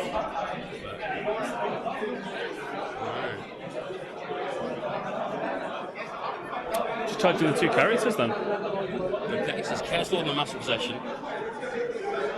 And the Chaos Lord is only rolled a 3-inch charge. Is that enough to make both? He's allowed to make either. Does it like he's... Okay. So he's made it into the Chaos Lord because he's just right at the front with his 3-inch piling. We'll wait to see whether we can get into the Master of Possession. Oxy92 has asked how many games today, guys. It is 2 games today. So this is round 4, and then at about 1 o'clock GMT +1, they will be round 5, which is the last round of the tournament, and we will be streaming the top table for that. As long as the guys on the table want to play on stream, 100%. Yeah. But ideally, we want to see the winner of the event win the event. There's probably a good chance that it's going to be Space Marines v Space Marines. That might just be how it lies. There is every chance. So we've got some attacks coming in now, I think, from the Warlock complex. They're just attacking the Chaos Lord. 4 wounds on the Chaos Lord. Does have an invuln. Oh, and it's no AP as well. Yeah. So 2 armor save, which I think is Flesh Metal Exoskeleton. Yep. 2 have gone through. It's D3 damage apiece. 4 damage. He doesn't die. He's going to stick about. And remember, there's no more of this. Lily said a rude word on stream. So there's no more of the I can fall back from combat. So they're going to be stuck right there. If you go into the second camera here, you can see they're just buried into that building on the cake stand. We got more attacks with the Chaos Lord attack back.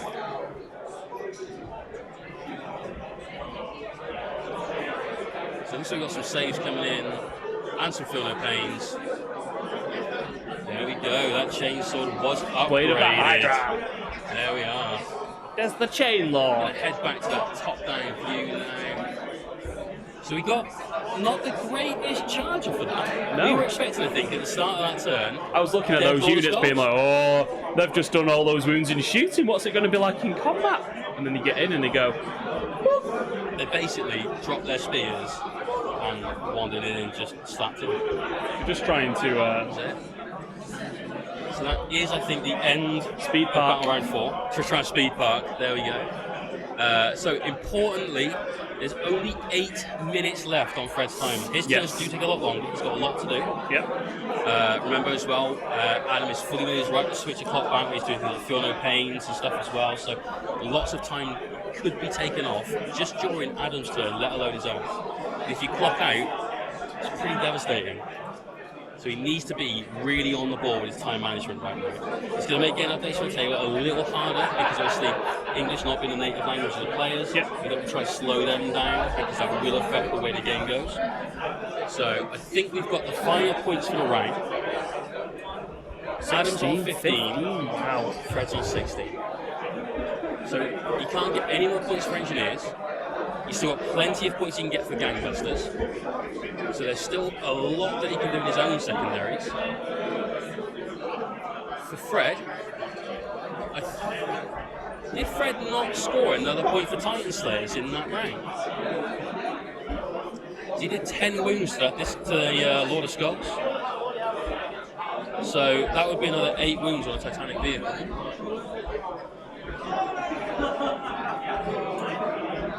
I think we're just getting clarification. It might be a 2-point difference, not 1. Ground control is scored at the end of the game. Yep. So it has, so 17-50. 15-17. So with ground control being scored at the end of the game, and with an extremely mobile army, you see there's 3 characters here in the middle, all of which over the next 2 turns to get to the objective that's currently underneath the score sheet on the right-hand side of the screen. Objective 3 on the left, and that one at the back. Which is going to give you hold more, hold 1, and the bonus. I think that's the most amazing follow we've got. Fred and Fred has just followed while we're watching Fred. Thanks for the follow, dude. Oh, it's back to 16-15. 16-15 now. So he didn't get. I'm just going to go back to their previous point, just so we can get full clarification here. That's the wrong one. Apologies. I use my Streamlabs. So let us know in the chat if you're Fred doing... didn't get a kill, so he's got hold and hold more. He didn't get a kill, so it is a 1-point difference. Infernal Power was denied. We're in the psychic phase already. Very thick and furious dice drops, but didn't get Infernal Power. Yeah. We've tried to cast Cursed Earth potentially. And looks like we're Ruse and a Farseering, and it doesn't look like it was denied. Cursed Earth. Cursed Earth is massive. It's going to give a 4-up invuln save to any demon unit with 6 inch that massive perception. Wow. So it looks like it's definitely the Disco Lord.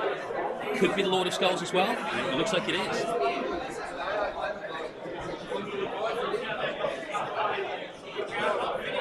So because he doesn't have a base and he measures to the hub, not only can he attack people on upper floors of ruins, he can also just use any part of him to measure to for things like that. This could be a comeback. You know, back in 7th edition, I remember Mikey telling me that he really liked vehicles on bases and he was going to start putting all his vehicles on bases. Do you still think that's a good idea now? Do you? Do you? Shut up. Shut up being correct. I think we've just got some audio interference. I can't quite hear our table boss at the moment. There's a weird bit of static. It would look pretty on a base, but because of its data sheet, you can still measure from the hole. So yes, let's put them on base.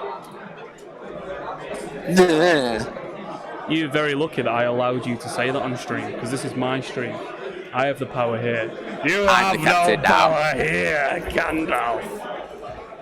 Dear, oh dear, oh dear. So I think we just had some shooting from the Lord of Skulls.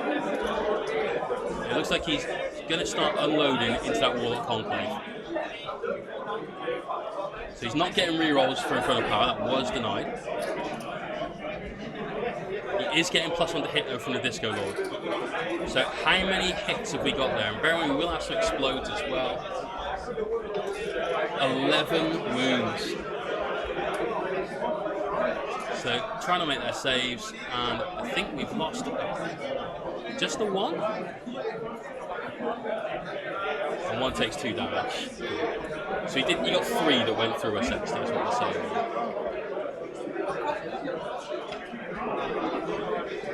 And now we're doing the Scorpius. I'm assuming that's going to fire twice into the Conclave. So it really does need to do the damage here. Yeah. If not, don't get me wrong, he's got some solid combat. But the Overwatch from those spears and the Shuriken can be pretty punishing. And for the Rangers. Shooting at the Rangers. So if he shoots and kills the Rangers, then he will have an easy-ish kill. Not so easy, but easy. Assuming everything goes to plan. Assuming it all goes to plan, you're absolutely right. They also take the Rangers off that bottom objective. So that would mean that Fred would have the middle objective, Adam would have his home objective, there wouldn't be a hold more. He's trying to mitigate the primary points. He has killed all the Rangers. He's got 1 kill already for that. He's obviously hoping for a kill on the Windriders, clearly. So, could still get both kill and kill more out of the turn. If the Windriders die, you've got to think there's not the most amazing offensive capability coming out from Fred anymore. No. So the Lord of Skulls is charging in. We've got some Overwatch. The Disco Lord's going first. I don't think there was any He's Overwatch. made the save for whatever the Overwatch might have been there. Got some Shuriken now, so that was the spears. So all the Shuriken shots. And nothing from that. Disco Lord gets a 10. He is in like Flynn. Here he goes. That means that Core Lord of Skulls can charge now with no real worries for Overwatch. I think the Disco Lord can make it. Cool. So just because there's somebody in the building, it's a really easy charge. And then Core Lord of Skulls is actually beeping as it backs in now on the reverse. So, who's going to swing first? Has to be the Disco Lord.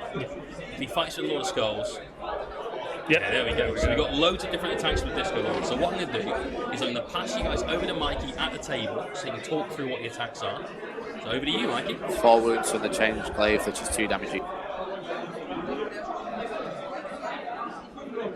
Got some saves coming through now.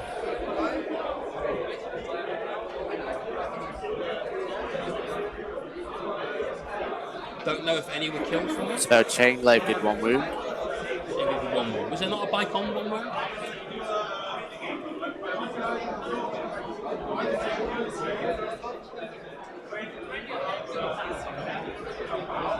he's studying the table with intent at the moment. You are So live on air, the Mike. tail, I think, the D3 damage, probe, killed one bike and did another wound to another one. Cool. Mecha Tendrils next. So, Mecha Tendril did one wound and he passed his save. The injector now. Wounds with the injector. Fails his save, D3 damage, does one wound. Passes his feel no pain. Now Warlord of Skulls is going to go in next. Warlord of Skulls. So, thank you very much for that update from the Disco Lord Mike. He's got about 1 billion attacks that all prop off different things. So now we're going on to the Warlord of Skulls. He's swinging like an absolute demon because he is one. Oh! He's got 13 hits, but 12 attacks. Actually, no, he's got more than 12 attacks. I think he's degraded. His attacks go up. So he's got loads of hits. Remember, his weapon is strength times 2 if he does the big swing. He's got a sweeping attack he can do as well.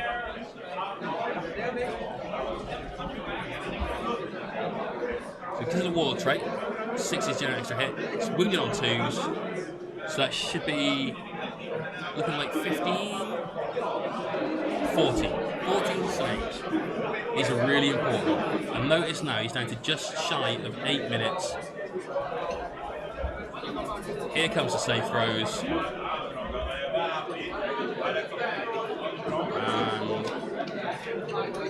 it's looking like he's failed a few. Failed 9 of them. Wow.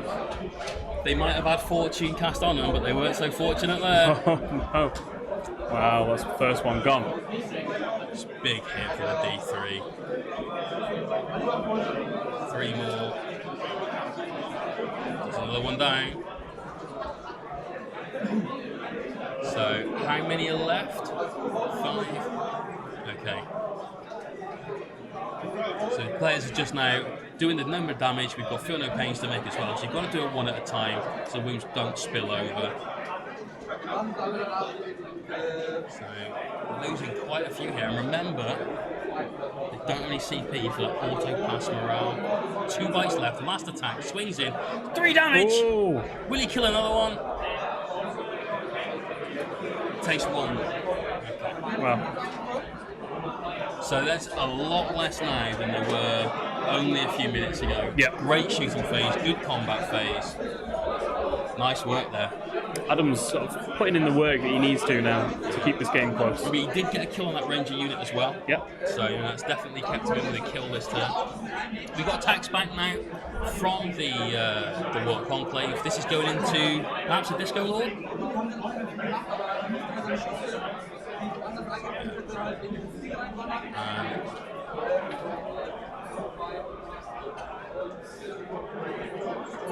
Taken 3. That's not so bad. Like, No, I could live with that. it's not terrible. Like, if he got a few in and been a little, like, you'd have to get quite a bit looking to kill it, but maybe he could degrade it because it does have a degrading profile. Then that would really help. Oh, the Conclave failed their morale. That's killed 2 in that turn, which is almost certainly going to get him kill more. That's pretty major. He's just max gangbusters, so he's got 3 points for that. He's got a kill, got a hold. He's only got 1 more point he can score in a second edition mark for death. So that is a pretty clutch turn there from Adam. It's a big turn. So Adam, 9 minutes left on the clock. We're moving over to Fred, who's got 7.5 minutes left on the clock. We're still in battle round 5, so there's still this turn for Fred, and then another turn. He needs to be really careful he doesn't clock out. Yeah. So, really, really good example of Adam of like not giving up. Yeah. There's quite a lot of people's like turn 2 when, for instance, turn 2 or 3, it was kind of looking a little bit dire for him. Yeah. All the Eldar had come down. He was getting move blocked. He couldn't get rid of those shining spears. And I think quite a lot of players at that point would start feeling a bit like, a bit on the back foot. Their head would go down. Yeah. And Adam's played a really good long game, and he's held it together, and now he's consolidating and managing to push back out. 100%. Yeah. So, like, I won't say you should never give up, but you should always consider what's on the table and try and play to your game plan. We just heard from Mike, he's played really defensively, and he has. That's exactly what he needed to do. As soon as the spears and the Warlock Conclave hit the table, you knew you were going to take some damage. If you played offensively and moved down, you could have lost both Lords of Skulls in one turn. It could have been really, really devastating. But instead, he played really, really carefully around that castle, around the cake stand.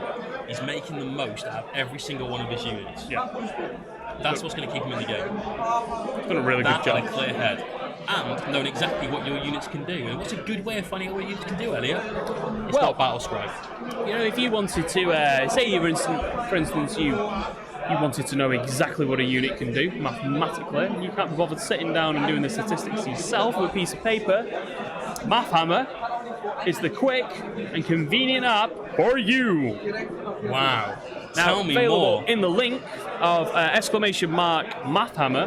Mathhammer is an app produced by one of the friends of the channel. They have created this app that essentially allows you to put together units and look at the statistics for how well those units can wound others, how survivable other units are, etc. compared to that unit. It allows you to get all the statistics for your offensive stuff on an app. Absolutely. You can also the auras and things that are in there as well. Yep. You can see everything as it would be on the table, just without the toy soldiers and the scenery and the dice. But I hear you say, Elliot and Jay, what happens though in terms of a stratagem? Would that not change at all? Well, the stratagems are in there as well. So Gravamp, for instance, one of the Space Marine apps is in there. So really, really good app. And Complete package. I know that the developer is very tuned in with feedback. So if you were to download the app and you found that it was missing a stratagem, for instance, that maybe just been an oversight, get in contact with the developer. He's really proactive and stuff like that.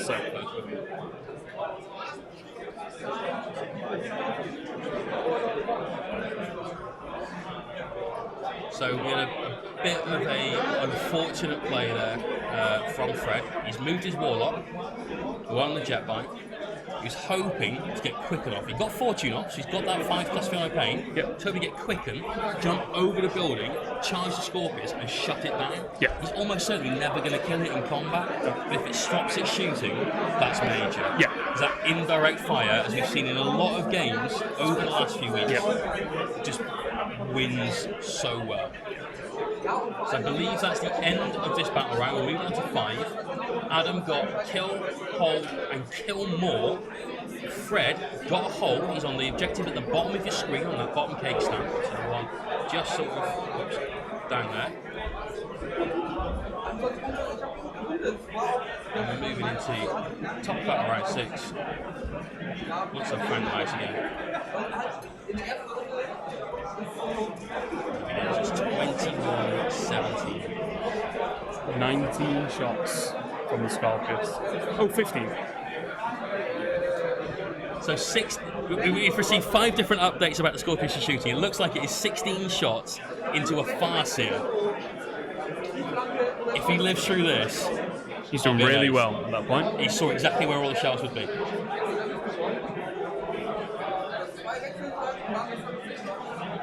He's got 10 saves to make. He's rolled them a few at a time. Failed the first 3, that's it, he's got. Bam. Boom, headshot. Didn't see that coming, did you, Mr. Farseer? Didn't see that coming. Yes, they are playing ITC chess clock rules, so if Fred does clock out, all they'll be able to do is make saves, which obviously would be really unfortunate. Oh dear, this is unfortunate. So Adam's already started his shooting phase. He shot and in fact killed a unit. And he's realised what he hasn't done in his movement phase. This is one of those things that can happen quite commonly, really, when you get super into a game. I think it's right at the end, especially if you're on a time when you're feeling that pressure. Sometimes you're just and you've got a game plan and you think, I need to action this now, Yeah. and this is the thing that needs to happen. You can quite often I'm not sure if Fred will let him get have the it. sequence wrong. It's totally up to Fred whether he's allowed to go back because the rules are what they are.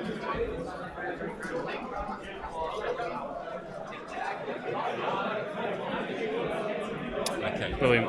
So he actually went back to his psychic phase rather than his movement phase. failed to cast Infernal Power. So Fred got the nice guy points for a start, and then good karma shone on him by basically telling Adam's dice to not roll high. Yep. That's your good boy points. So let's say if you want to go back and do that power, that's absolutely fine. He did. Yeah, He failed to cast it, so no harm, no foul. Andreas has said that we need to try and cancel the background noise out and up the commentator's mic. Unfortunately, our mics are as loud as we can physically get them to go, and it is. There's not a lot we can do with that, unfortunately.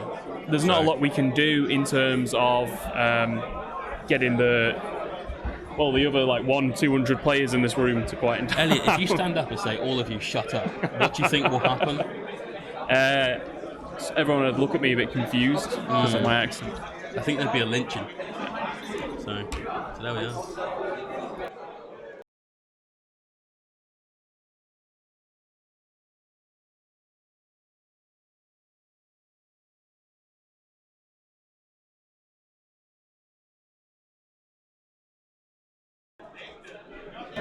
So the Warlock is down. What was it that killed the Warlock? It was the Gatling. So there we go. Gatling to death. And that's finished Adam's turn 6. I know we've had a comment in the chat saying Fred can't start a new turn with under 5 minutes, so it's game over. That's still down to the player's decision. Like if Adam says no, you can take your turn, he can take his turn. But it's pretty academic now anyway. It's kind of game over regardless. Adam got kill, he got hold, he's maxed his gangbusters now and is marked for death with that kill. He's also killed 2 units that turn. It's going to be impossible, I feel, for Fred to even kill a unit this turn. And the best he could do is get some of these unit guardians out onto objective 3 if they make their advance rolls finally. That would get him 2 points, get him 1 for hold, and it would get him 1 point for ground control as well. So I feel that Adam's probably going to let Fred have his turn because Fred did let Adam go back and cast a psychic power, so it'd only be really sportsmanlike. I mean, it does look like, he's going to be...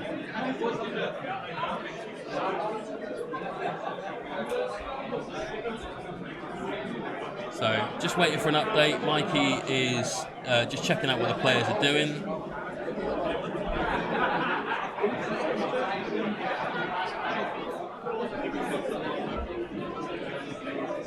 Okay, so can you just hover your hand over where that Farseer maybe? There is a chance they could possibly get recon. The Farseer now just moved out into the middle. He's trying to run some Guardians all over. I don't think he's going to make that final table quarter there, so he just got hold. He got hold more, because he has a Farseer and that Guardian. And he'd probably get 2 for ground control, I feel, at that point. So just waiting for the final scores from the table now. There's the handshake. So Adam did get hold and hold more. He got 2 for recon, 2 for ground control, and 4 for Titan Slayers in that game. Adam has won by a clear 4 points after looking like he was... Oh, wait, no, there's possibly just a recount of things. Okay, just double checking. James has asked, can he get 4 for ground control? I don't think he ever could have done. The Farseer that was in the L could maybe have moved to the objective on the right-hand side of the screen if he'd made some amazing advance rolls and maybe stretched his tape measure. He could have got to another 2 objectives, but not for 3, I don't think. And I believe that is the final score. 25-21. Congratulations, Adam. Well played. So obviously, a really, really good game there. It was really interesting to see Adam basically not give up and keep pushing through. Yeah. Making those decisions, playing defensively and turning what I originally thought was going to be a Ynnead win. It did look like it. Yeah, into Fred looked really in control of the game. Yeah. Like 100% in control of the game. Adam just kept the game plan going. Yeah.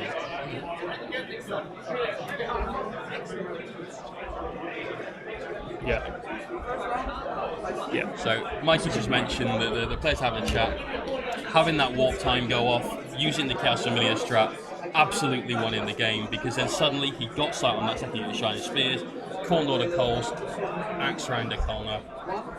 So it was Cool. all good. So we're gonna pop back to our faces now in 3, 2,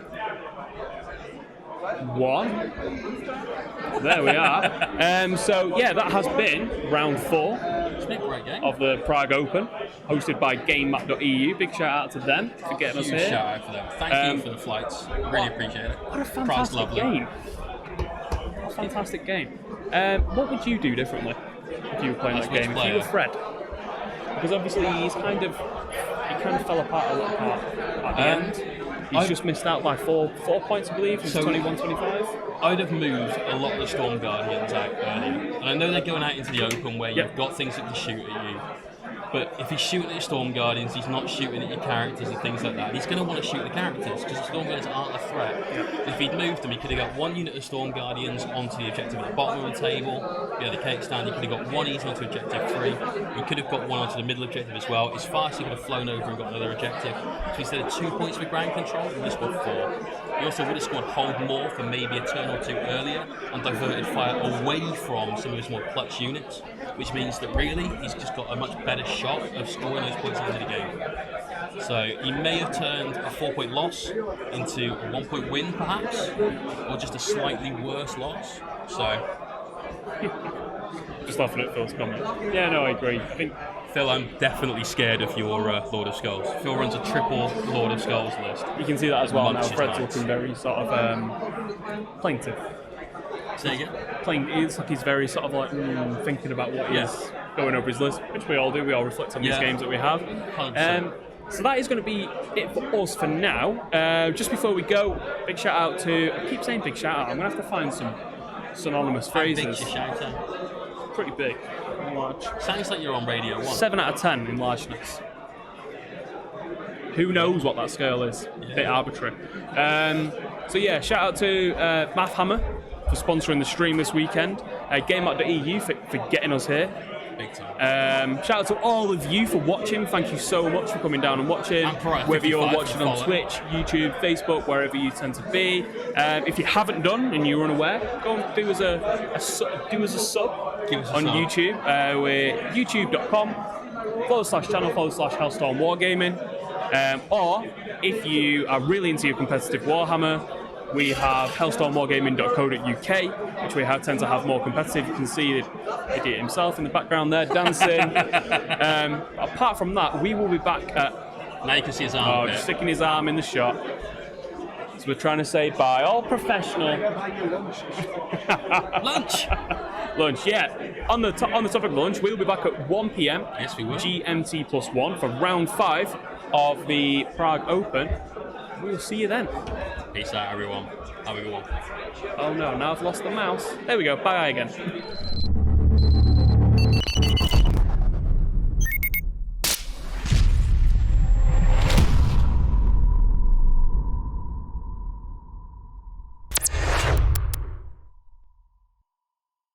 Okay, guys, it is the Blood Raven shooting phase versus the Thousand Suns. Dan, what would you like to shoot first? Well, I need to kill something, so I'm really thinking.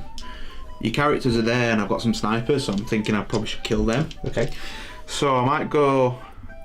Ahriman's there. Ahriman's got his Warlord trait, so do you know what? We'll try and start this one with the Eliminators. Actually, hold on. No, we're gonna go with the Grav into the rubrics. Okay.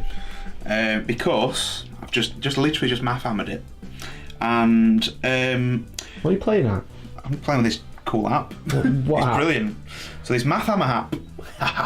Hey guys, the new Math Hammer app that's brand new to the App Store revolutionises the way you can work out the effectiveness of different units across the game. There's a bunch of cool features that you can use to represent different units and abilities. It has multiple weapons to see the full damage output of a single unit instantly, full support for rerolls, modifiers, exploding stickers and much more. For instance, Grav that we were about to use, it knew that we needed to reroll wounds and damage rolls, as well as take into account like chapter masters nearby, etc.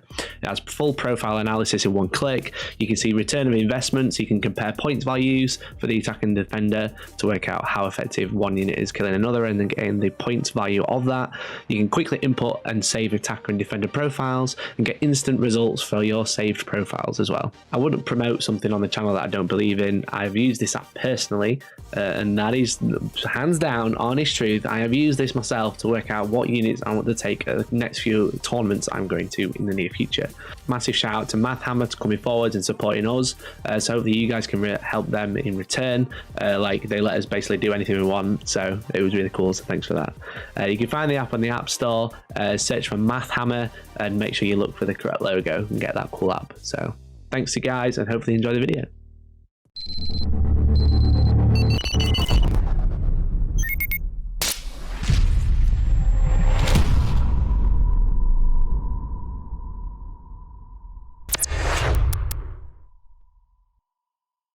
Okay.